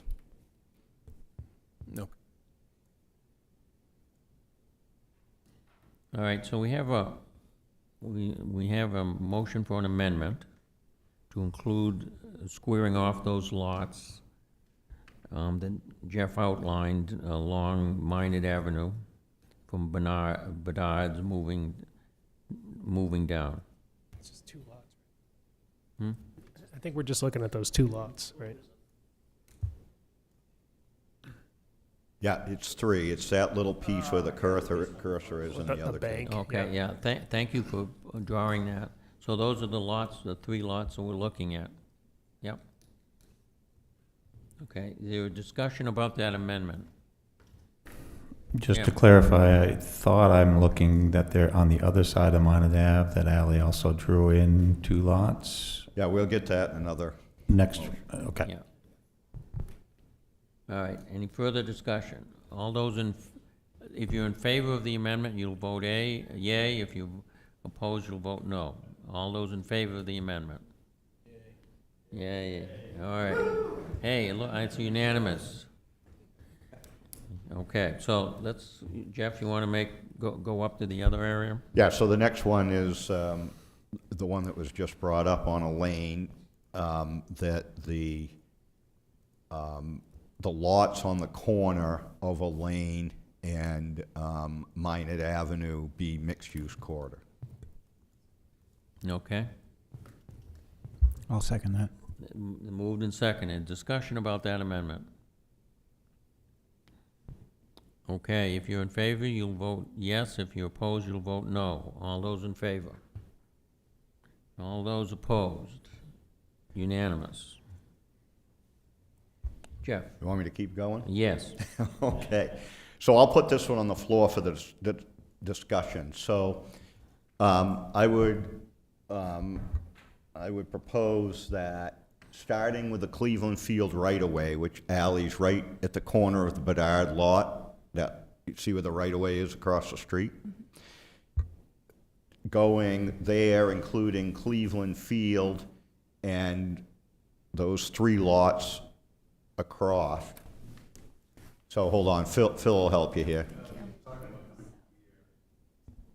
No, yeah, but yeah, so yeah, then go up to Cleveland Field, and then at the top corner of Cleveland Field, go straight across those 3 lots.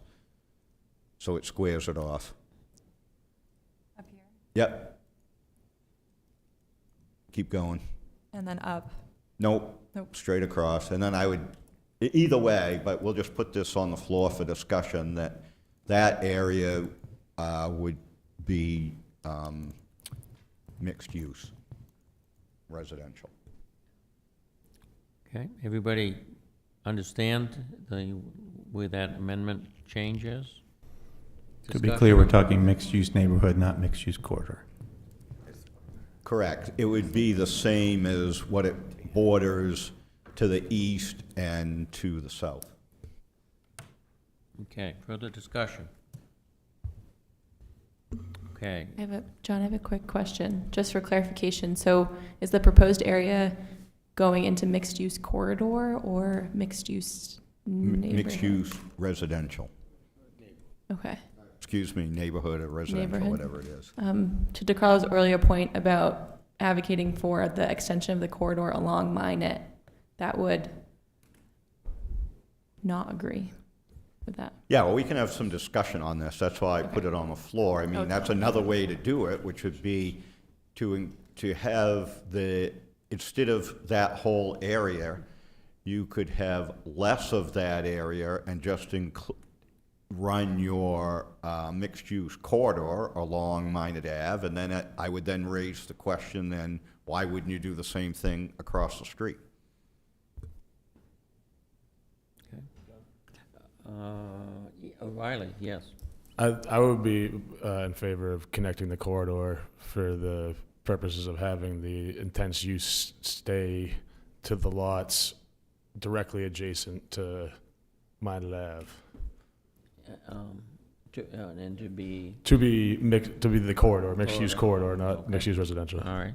Jeff? Yeah, so that would square right across there, some way in those lots, and then if we do that, I would think the area between Minot Avenue and Old Farm Road should also be corridor. Yeah, but what I mean on both sides of Minot Ave, the adjacent lots be included in the corridor, so to extend the corridor, connect the corridor.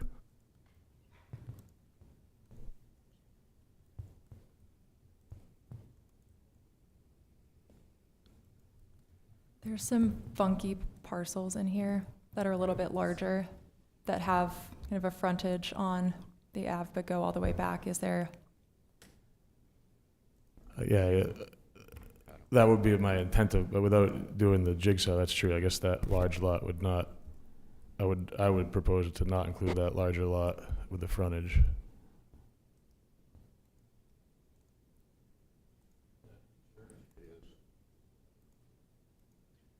Well,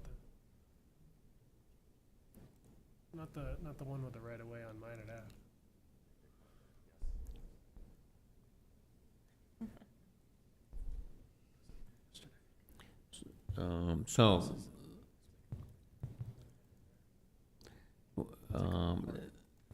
Did we didn't have a motion, well, I think we had a motion. Yeah, so, the previous motion is, the amendment is withdrawn, and new motion is for to change it to, mixed-use corridor. Is that right? I was bringing it up for discussion more than to make a motion. Oh, okay. You want to have some discussion on that? Let's do that. How do folks feel in regards to the choice between those two areas? Tim? I concur with Riley. I like making that a continuous mixed-use corridor. Paul, you agree? Same. Okay. So I just wonder on the south end there whether we draw, right where your cursor is, alley, and up to the right.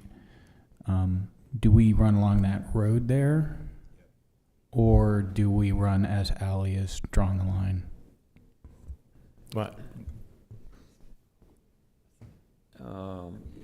John, my suggested intent was just to include Farm Road and not the parcels on the other side of Farm Road, just the ones in between Farm and Minot.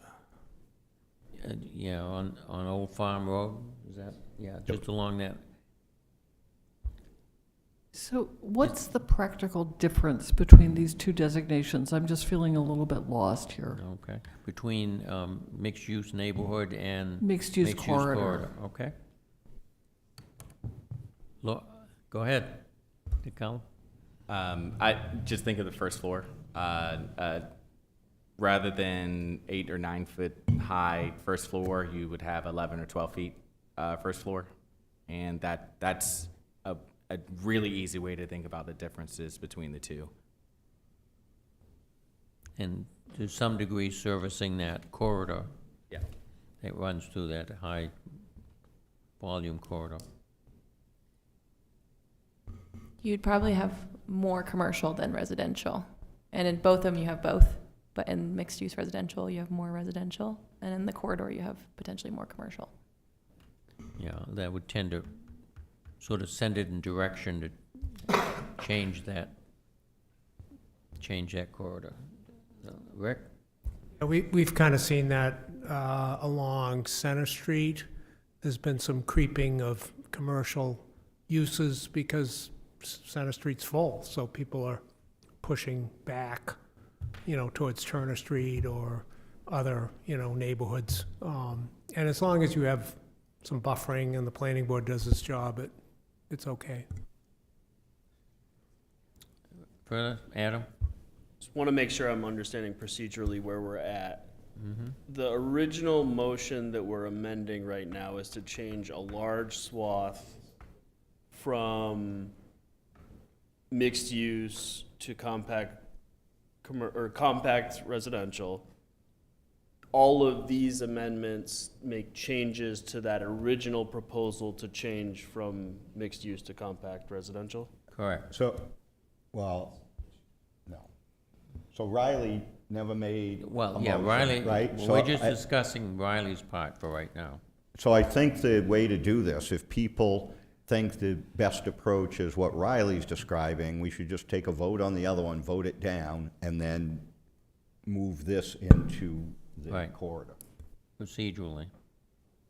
Because we actually don't have a motion in regards to the mixed use.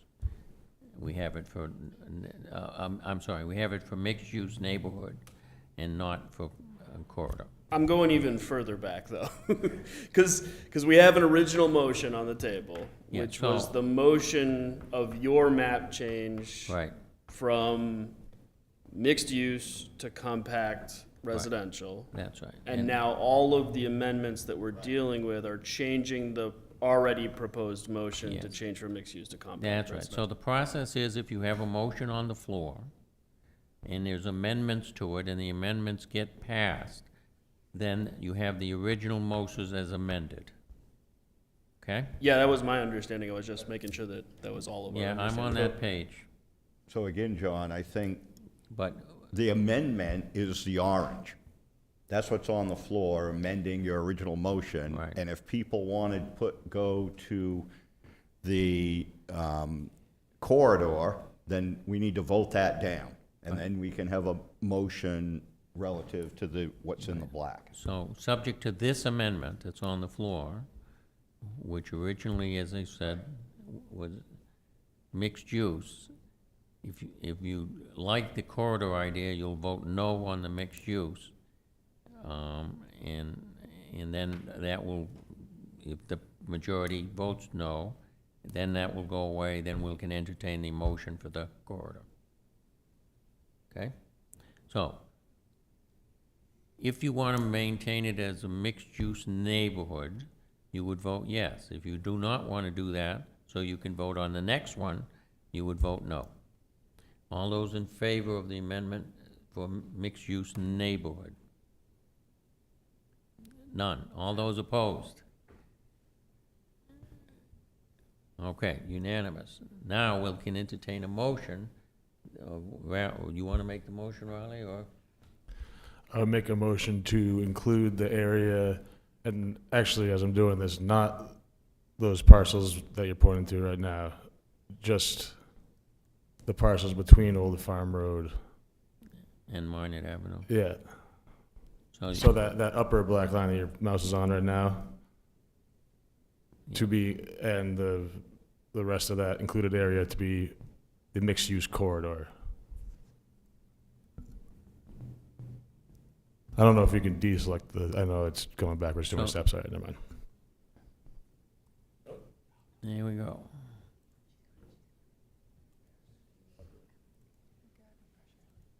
Well, do you want to go that deep far in there? Is that your idea, or you just want to go back where Old Farm comes out onto Minot Avenue? No, Old Farm, and then all the adjacent, And all the lots that connect to Minot Ave, have Minot Ave frontage. Okay. Yeah, so that map as shown to be changed to mixed-use corridor. Okay, Jeff, I'll second that. moved and seconded. So I think I agree with this, but I think we have one lot that borders Minot Avenue that's excluded, right in the corner there, should be in the corridor.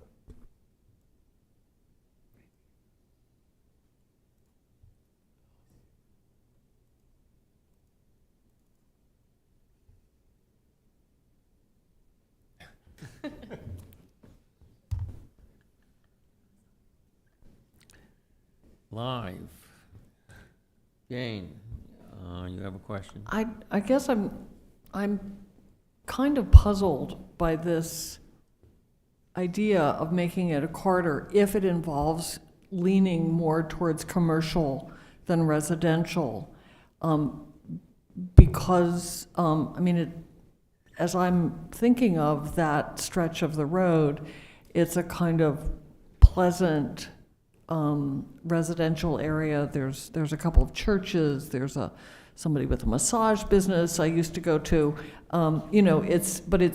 It's markedly different from Minot when you go farther out, which becomes very densely, entirely commercial, pretty much. So, is this in fact inviting this part of Minot to become like outer Minot? And why would we want to do that? Dana?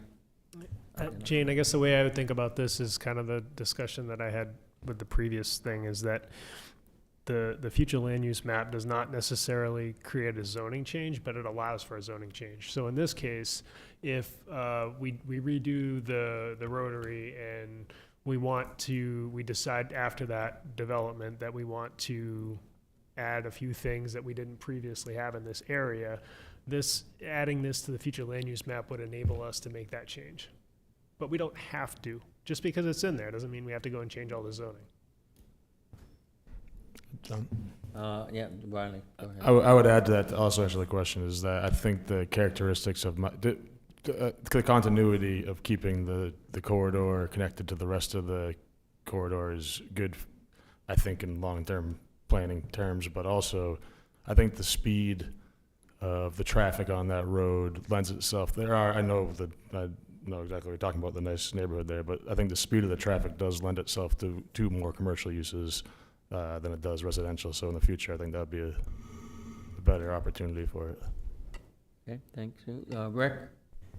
Yeah, this is and a I'll come back. Center Street phenomenon. Again, my mother lived on East Dartmouth Street, and her house is now the parking lot for Sherwin-Williams, and across the street was Roy Snow, the electrician. He had a big house. Got torn down. There's some commercial development on the property now. And I think there's some likelihood that these people would be petitioning, some of the people along Minot Avenue might be petitioning for zoning change if we didn't, put this in the comp plan anyways. Okay. Adam?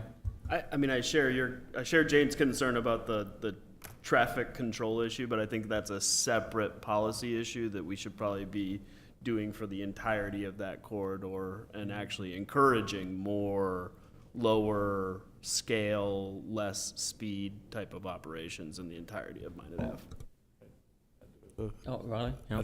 I believe there's been a lot of talk about actually trying to direct traffic down Minot Ave and not down Court Street, and so Yeah. I think this would also move towards that direction.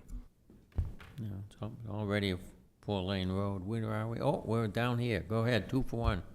And then the only thing else I'll say about this portion that you all are thinking about connecting the corridor that we recommended, the residential, just in this strip, this is the only thing I'm talking about, that are currently compact residential, all those residences that have frontage on Minot Avenue, they have big fences up because of the noise of the vehicle traffic.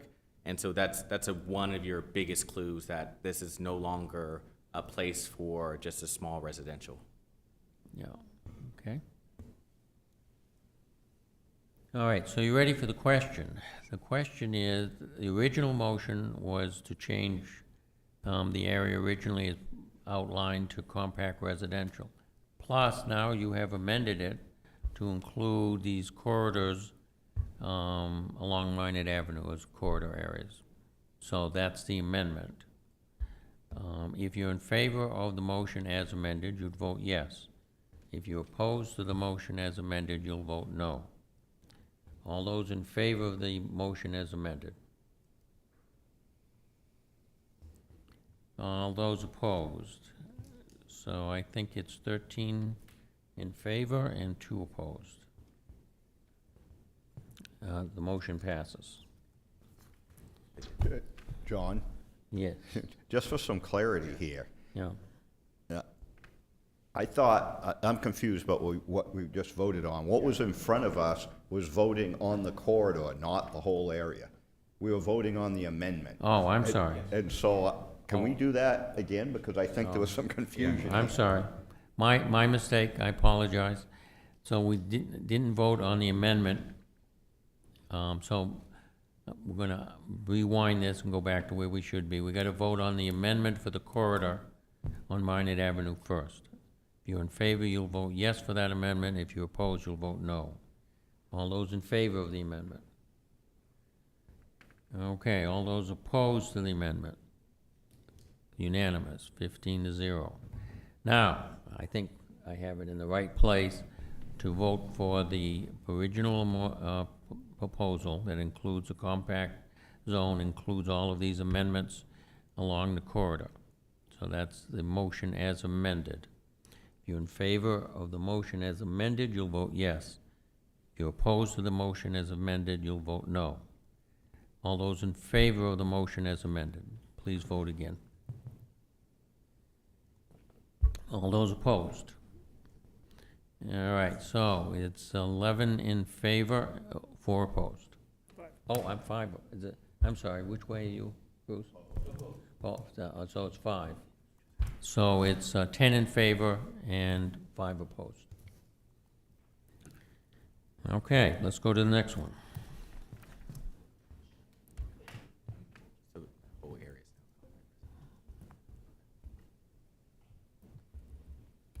So the next one is in South Auburn.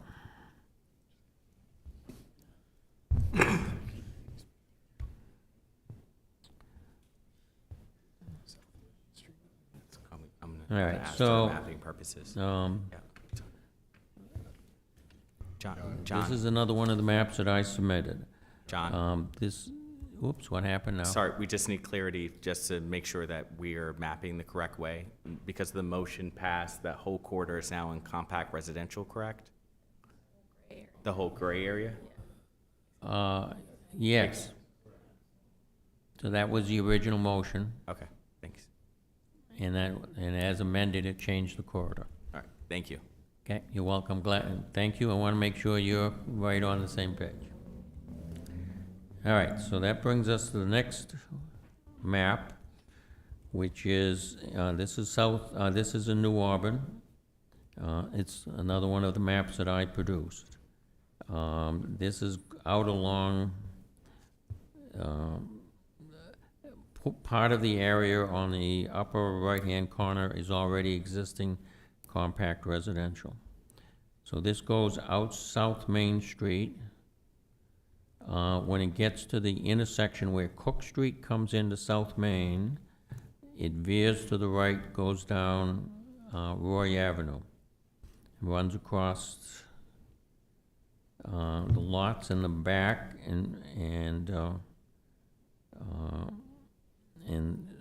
then goes across South Main Street.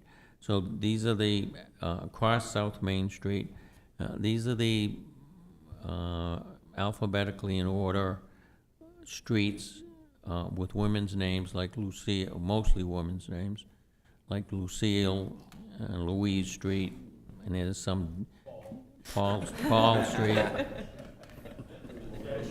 Reginald.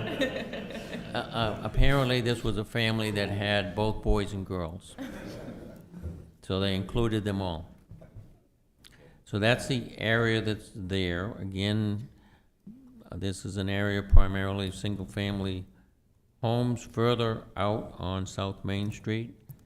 It abuts a substantial amount of mixed-use neighborhood around there.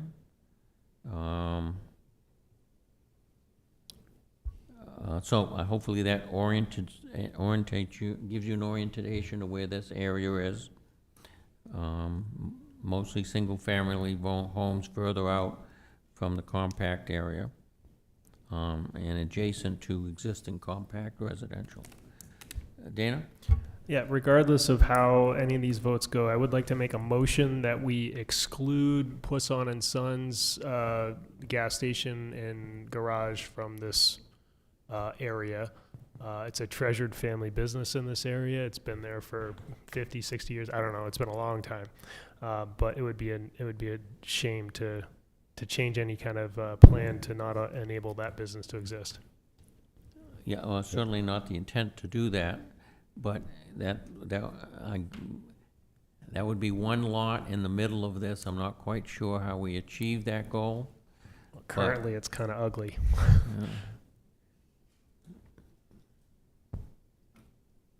Oh, Jeff? Yeah, so that would be the question is, what do you make it for a single lot? The way that's dealt with now, Poisson's is one, the Pizza Market is another one. There's 3 or 4 of these, and they're in a deprecated neighborhood business zone. So I mean, one way to handle this is just to say this is a land use characteristic, and when you get to the zoning, you apply the same measure that you did for these non-conforming buildings. That's the way the city handled it before, is you can't, in the ordinance, you can't add a neighborhood business zone, but those existing businesses are still zoned that way, on only their lots. Where are we? Jane, okay.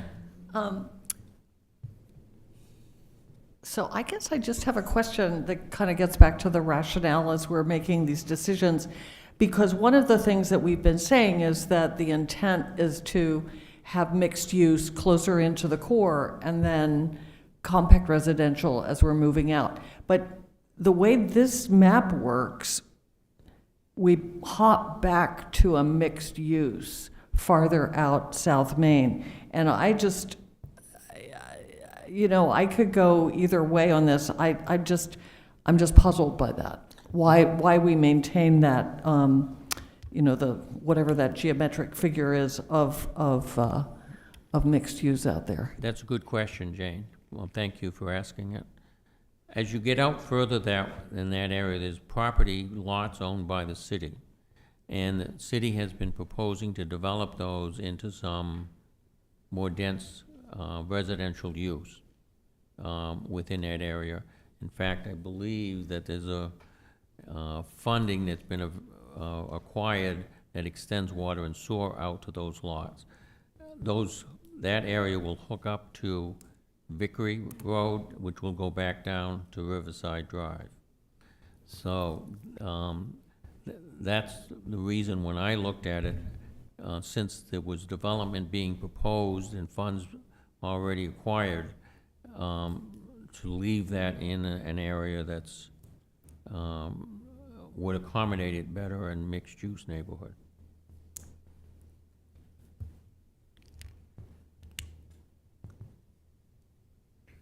Further, DeCarlo. I'll just say about, thank you, sorry. About the auto care and center, it's on a corner. It's exactly what you were talking about when you were talking about compact residential, is that it's not, that area doesn't have no commercial uses. It's asking that the commercial uses be more on the corners. And this is exactly what you were talking about when you were talking about in that case, that actually is occurring on two corners, on Louise Street, Main Street, and Paul Street. So that's exactly the type of development that you were trying to obtain. South Main Street is a major travel corridor there. Yeah. Yeah, thank you for pointing that out. It doesn't necessarily eliminate it, I don't think, because it does allow some commercial development in the compact area. Further discussion?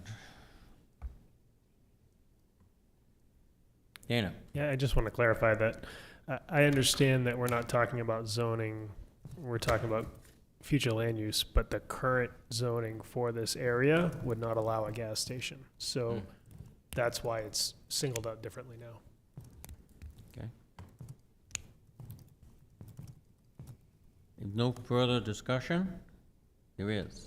Paul? I just, especially because it's South Main, I just assume keep it at the mixed-use neighborhood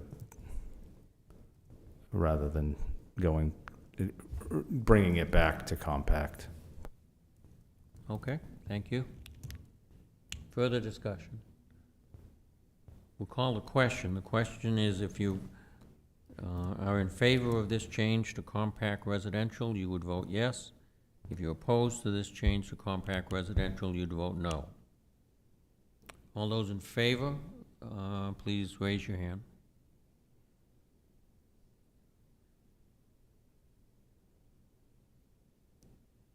Okay. Let me put your hands up again. I didn't count them. 1, 2, 3. Okay. All those opposed? 1, 2, 3, 4, 5, 6, 7, 8, 9, 10. So I'm sorry. Go ahead. So I guess I would raise a similar question here to what we just did on Minot Avenue, even though it was a different characteristic. Right there, we were talking about the mixed-use corridor. I understand some of John's point, and I'd like to see what the committee thinks about I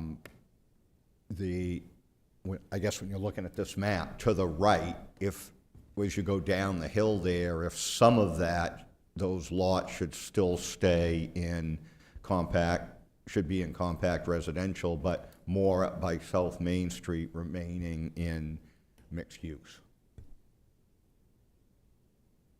Well, okay, so that's a discussion. Rick? Yeah, I could see the corridor being a more intense use. And looking at some of those back lots, I know there was some controversy years ago with a daycare that was packing the street with people and cars and congestion, and there was all kinds of controversy about it. Can't remember the street, but it was one of those streets. And I think, you know, there's along the South Main frontage might be more suitable, and there have been some businesses along that corridor over the years, so I think that might be a good amendment. Adam? Maybe I'm looking at the wrong map. I don't see any other portion of South Main Street that's in mixed-use corridor. Oh, well, it doesn't show on this map. If you expand further out, that's in mixed use. Riley? I think what and correct me if I'm wrong, I think what Jeff was saying is that similar to what we did on Minot Ave, that lots adjacent to South Main be kept in mixed-use residential, not mixed-use corridor, mixed-use residential, whereas the downhill south side, I guess, or east side, southeast side would stay compact residential, or would change, I guess you would say change to compact residential, because there's several that are right now in the mixed-use residential. Becky? I would make that amendment if you're looking for one. We voted on it already, so, but We I wasn't. We don't have an emotion yet, but I'd be Right. happy to make one. We just voted to make it all, leave Yeah. it the way it is. Which failed, yeah. Right. That motion failed. And I think I should have said something earlier, because I didn't feel like we had discussed that one quite as thoroughly as maybe we have the other ones. And what's just been discussed over there makes sense to me, that there'd be a bifurcation of the neighborhood in the Make a motion. more commercial area. Can we have a bound where the lines are drawn so we can visualize this on the?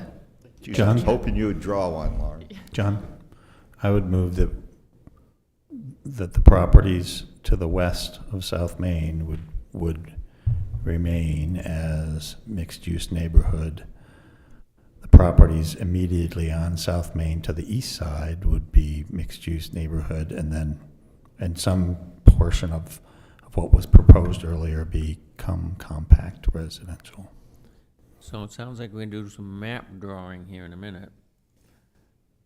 Shall we do that along the lines that Tim is suggesting? Or Jeff? Yeah, I don't know, just for conversation, where the cursor is now, if you drew the line down there and then go like two lots deep off South Main all the way down the street there, and see what that looks like. Yeah. So just Matt?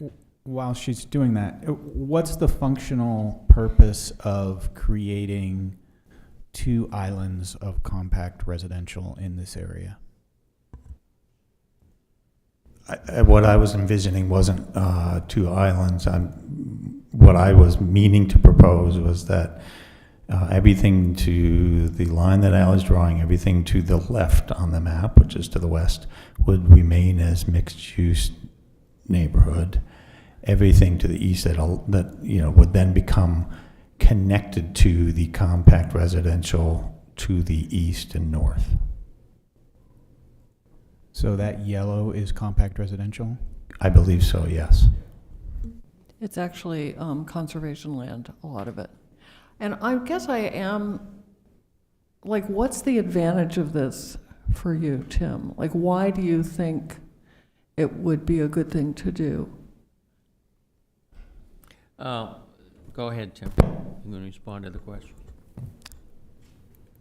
I guess my thought was, again, there's established neighborhoods with lots that, as I look at them, seem to fit better into the compact residential as you see further north. But it makes sense to me that those right on a more main thoroughfare would remain in the mixed neighborhood. But yeah. Yeah, I'd agree with Tim, and I think the challenge that you have there is those are quite narrow streets, and it's very built out. So putting the higher intensity commercial that you would get in your mixed use, I think is going to be very challenging the further you get off South Main Street. Matt? So, but given that logic, the stuff on the left there, those neighborhoods are really similar across South Main. I don't understand why the logic applies for if you're east of the road, but not if you're west of the road. And I also don't understand, I get the density issue about commercial development in that area. Creating islands just seems... Riley? I don't know. So I don't see this as creating an island, though. So the reason my best explanation for why to the west side of South Main would be mixed use is because that also then connects to our industrial, it goes from, if you bring the map up northwest, I guess, there's a the industrial zone and the corridor are along this area here, so it goes from more intense usage out from the center of the city towards less intense usage. That would be my explanation for why the similar looking neighborhoods to the west of South Main would be included in the mixed use residential. But then as it ends right towards the tip of this area we're considering, and so I think that the area to the right is more congruent with the compact residential because it's to the south and to the east of it. So I don't think this makes an island. I think what this would do, I can't stand up and point with my hand, can I? Because so pretty much to the right of this dark bolden line would be yellow compact residential to include these pink lots. I guess let me ask Jeff if that's what you intend, to include those pink lots to the south here too, that are right now mixed use residential, but you would want to be compact residential. Yeah? Yeah. Perhaps a different way to do this is to just deal with the piece to the right of that black line, because when I'm looking at the agenda, I think that there's areas to the left of that that are on other maps for potential changes. So there's things east of the river and west of South Main Street that are on a couple other maps here, so we should probably look at all of those together when we're making decisions about the west side of South Main Street. Yeah, so that corridor that runs along that Broad Street area is not really a traveled area at this point on Broad Street. There is suggested changes that you ought to just extend mixed use in that area. So that's coming up, previews of what's coming up further down. Do we have a motion for the map as it's drawn? I can't recall. I think we do. Okay. So we have a motion for that. Not quite, because what I had more detail, I think, in there. I think what Jeff is correctly suggesting is that there's a motion put on the floor to just deal with what is those parcels to the right or east-ish of that line that Ally has correctly drawn. What I had said was also dealing with the other side. So I will withdraw my motion and put a new one on the floor. That's what the motion would be, that we're voting whether or not to convert those parcels to the right or the east of that line to compact residential. All right, that's, the motion would just deals with the right-hand side. Riley? Okay, I want to ask, Just a second, is there a second to that motion? Second. Okay. Riley? I guess that answers my question. I was going to ask if you're intended to include the area that's shaded pink right now. It's urban residential, multi-use residential south right now of this. Because I do see what Matt's saying by this kind of creating an island. I thought you meant to say that South Main to include the lots directly adjacent to it on the right remain multi-use corridor, and then the sections, the 5 or 6 large polygons to the right of it would then be moved to compact residential, so that just along South Main would remain mixed-use corridor. Because that's not what you were intending. You were intending for this line right here. I think what's on the floor right now is where the black line is. That whole gray area right now is mixed use. And I think the motion on the floor is to the east or the right of that black line, that gray area, would be changed to compact residential. Yep. And so the motion that I thought I understood you to make would also include the top 2 larger parcels right there, and so that, because I do understand now what you're saying, where there's a bit of a incongruent, the yellow is compact residential today, or as the map sits that we're working on. I think what Riley is talking about are those larger parcels pink immediately to the southeast of what I proposed. So if you move the map down, there's some very large parcels in the salmon, right? That's what you're talking about. That's creating the island. My understanding of what Jeff was saying was also to include these 1, 2, 3, 4, 5, 6, 7, 8 or so 9 parcels along South Main to stay in the multi-use or mixed use, and then the other. So that's not what you're doing. No, it's just the gray area to the right or east of the black line, and then I think there's more discussion to be had about to the west side of South Main Street, and there might be discussion to be had to the 2 lots, the landlocked lots. No, not those that are mixed. Right, those 2 right there, I think we should discuss as well, whether that should stay. But the motion on the floor right now is just the gray area to the east of the black line.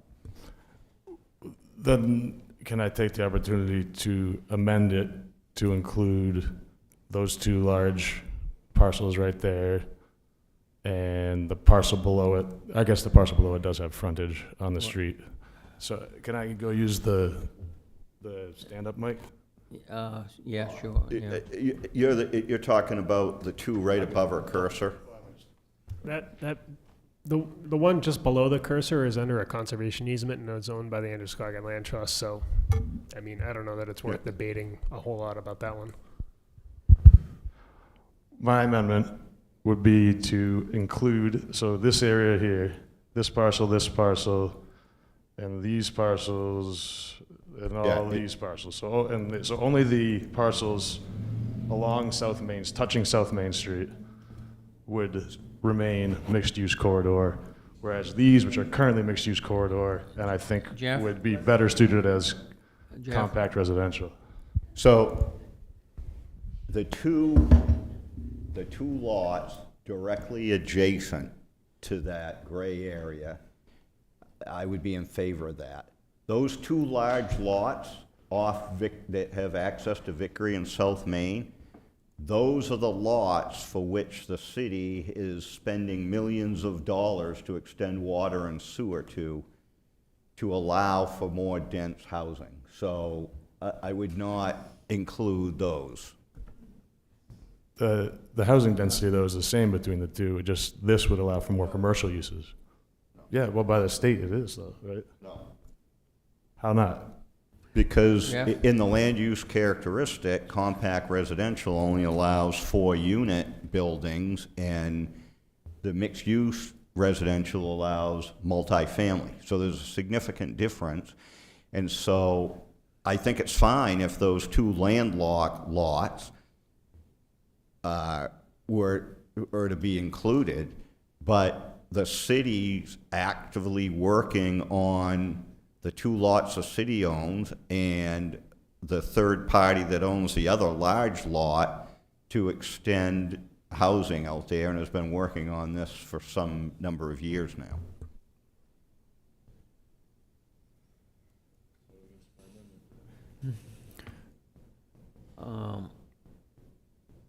John, just so I'm clear, Tim? it's that development that's been worked on is just, it's not on both sides of Vickery.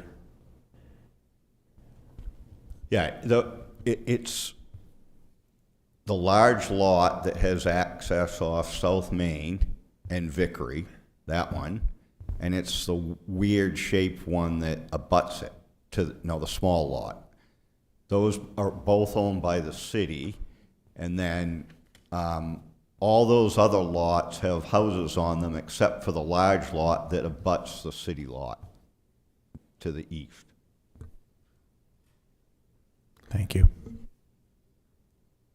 So right now, the proposal, the motion is just for the gray area to the east or right. That's what the motion we currently have on the floor. Can I make a motion to amend that motion? Uh, It's allowed by Robert's rules. No, but Yeah, go ahead. you didn't get a second? Okay, so you complicated that. So we don't have a motion on the floor then? We have a motion on the floor, which is the gray area to the east of the black line, and I think that there may be others that would like to amend that motion to include additional parcels. Oh, okay. I thought that Riley had already amended to add on those two parcels. I wasn't seconded, so it's. Gotcha. I'll say, if it's just those two parcels, Riley, the two pink ones, I'll second that. Okay. So we have gray area and the two parcels, is that right? Riley? Yes. As Matt just described it, yes. Yeah, all right. So we have an amendment to the motion.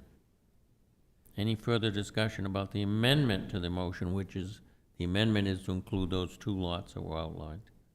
If you're in favor of that amendment, you'd vote yes. If you're opposed, you'll vote no. All those in favor of the amendment? Okay, 1, 2, 3, 4, 5, 6, 7, 8, 9, 10. All those opposed? Okay, 1, 2, 3, 4 opposed. I'm in favor, so it's 11 to 4. The amendment passes. The amendment to the motion passes. So now we have a motion as amended. Is there any discussion for the motion as amended? The motion as amended includes that gray area to the east or right of South Main and those two lots. Are you ready for the motion as amended? All those, if you're in favor of the motion as amended, you'll vote yes. If you oppose, you will vote no. All those in favor? John, can you just restate, this is to vote for it to be compact residential, correct? This is to be compact residential, yep. Yeah, thank you for clarifying that. John, before the vote, I think, Jane, you mentioned there was a conservation easement. Is that lot there where the cursor is? It's that one, and then the lot below, to the right, to the left, yeah, that one. And the other giant one is Delecto land, right? Ag zone, yep. Yeah, it's not in conservation, but it's Delecto's land, yeah. All right, so you, What land use type is the Delecto? in compact residential?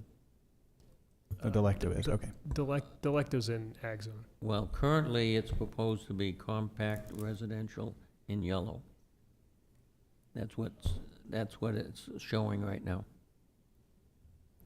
And I have not seen proposals to change it at that yet. There's no maps listed to change that currently.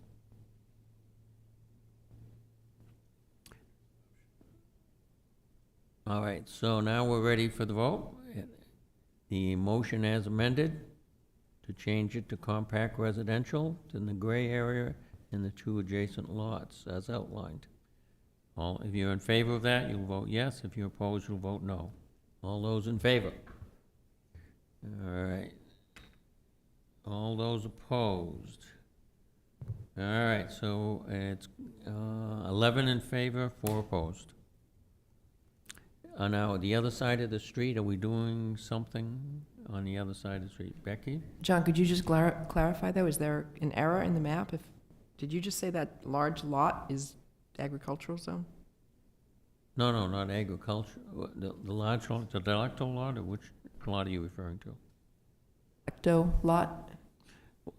As it's shown here right now, it's in yellow, It's- which is compact residential. I thought someone said it was agricultural, I'm sorry. It used to be back along some time ago, but not now. Don't think. All right, so we have the west side of the area. We want a motion for the west side.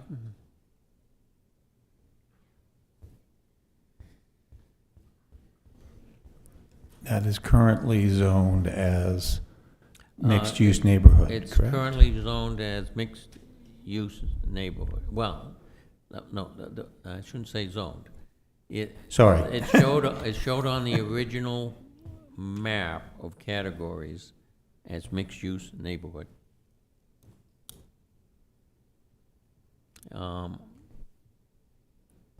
So barring any, since the motion to change it failed, then it reverts back to mixed-use neighborhood.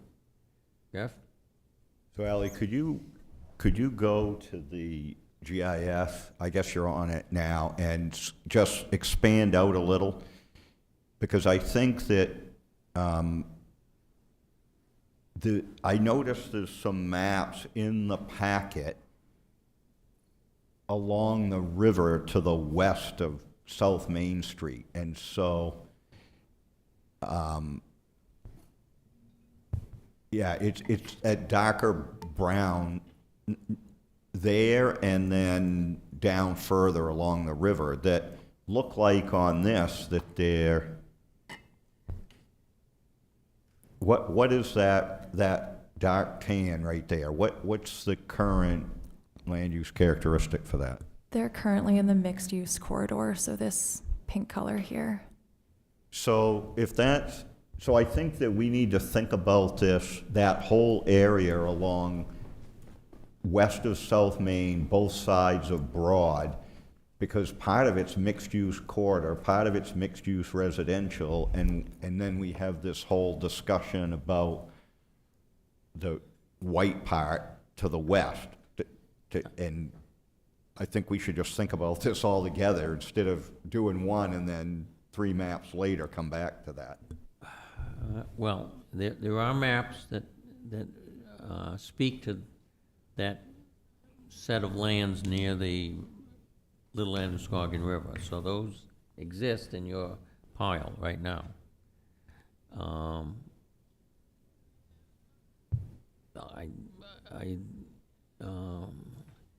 And currently, since the motion failed, the areas to the west of, that were proposed to be changed to compact residential, since that failed, it would be a mixed-use residential, because that was what was proposed, so that's what's there.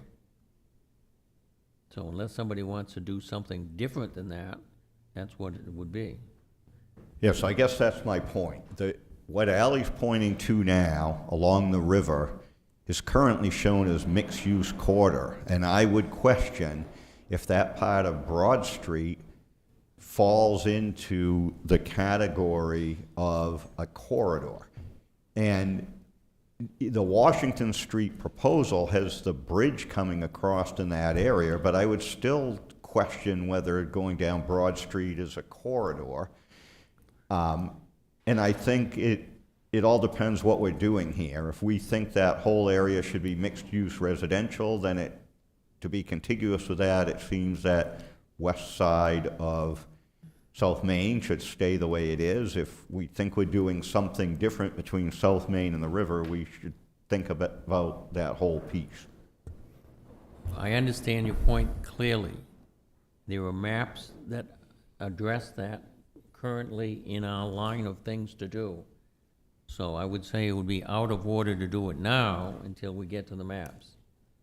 But the points that you make are valid when we discuss it. Well, John, I guess the point I'm making is I get it, it's out of order, but we've just had all this discussion, so we're gonna stop this discussion of this area, go to someplace else in the city, and come back and talk about this exact same area again? What I'm trying to do is just follow what the direction of the Comprehensive Plan Committee was at the last meeting. Their direction was that we follow the maps in the order in which they were there. So unless we want to change that direction, that's what I'm trying to accomplish, is to follow the plan. Can I make a motion? It's obviously a little bit late. I would like to make a motion. We would be jumping one map ahead. I would like to suggest that we move directly to a discussion of map. I can't hold the button and move my cursor, whatever that next map is. I'd also take a note that it's about 4 minutes to 9 here. It's on page 32. So I'm doubtful that we're going to complete that unless it's pleasure to stay beyond 9, and I'm not sure that we have that pleasure here. I think that we probably may. I mean, I'm happy to stay if you want to stay and go jump ahead. All I'm trying to do is follow the order that you told me to follow. But if you want to switch that, we can do it. And we can stay later because we're not going to get it done by 9. Lauren?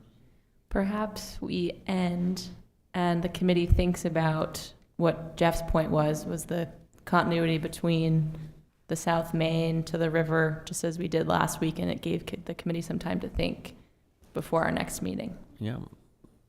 And incidentally, there's more maps than that involved here. Oh, yeah. Quite a few, by the way. So we're going to be we're going to be talking about maps beyond tonight for sure. Becky? Could you repeat what you said about the Washington, if the opportunity is to be more reflective and think about this before we actually have the discussion, could you repeat the teaser you gave us about the Washington Street potential redevelopment? Yeah, so the Washington Street study, if you look where I guess a landmark would be right below the cursor where the Washington Street trailer park is. Just north of that, in the proposed Washington Street study, in that area coming across from Rodman Road, where the river and the railroad tracks are close, that's where there's a proposed bridge that would cross there and intersect with Broad Street. So I think as you're thinking about this going forward, the question is, does it make sense to have that as a mixed-use corridor in that area? And if so, why is it only right there? Should it be mixed-use residential? And as you move towards New Auburn, you come to a strip that's between Broad Street and South Main, and we should think of that all together as one piece when we're thinking about what the appropriate land use characteristics should be there. And thank you, because I think that's an important visualization for that entire area that I wasn't aware of. And incidentally, I'm not opposed to it. I'm the guy who made the maps, so.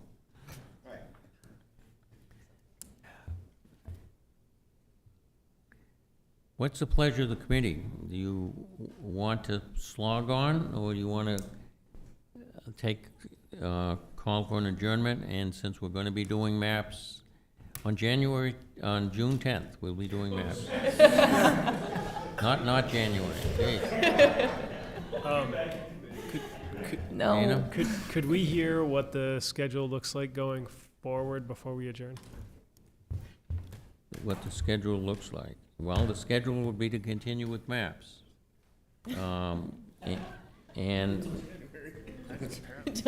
I'm just trying to look here. I've got 1, 2, 3, 4, 5, 6, 7, 8 or 9 maps that we haven't done yet.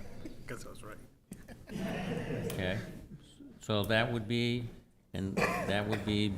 on the agenda for the next meeting, and all of the policy stuff that you have will be on the agenda for the next meeting.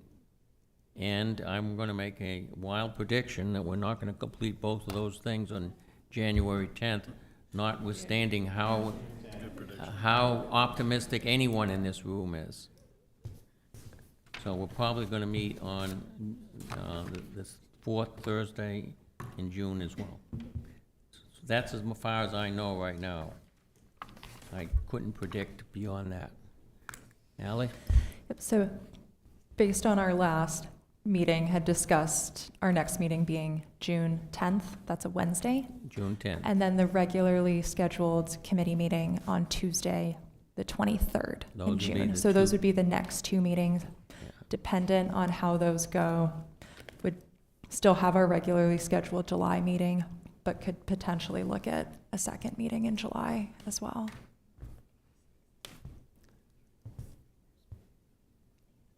Adam, are you saluting, or you want to? You said Tuesday, right? June 23rd? Yes, that's Yes. Tuesday. So I would say to the committee to keep reviewing the policies document. This gives you a little bit more time, and hopefully we'll get to them on June 10th and then the 23rd. Yeah, so why don't let's segue into the policies. I mean, if you've looked at them, we're talking about 80 pages here of pretty dense material, okay?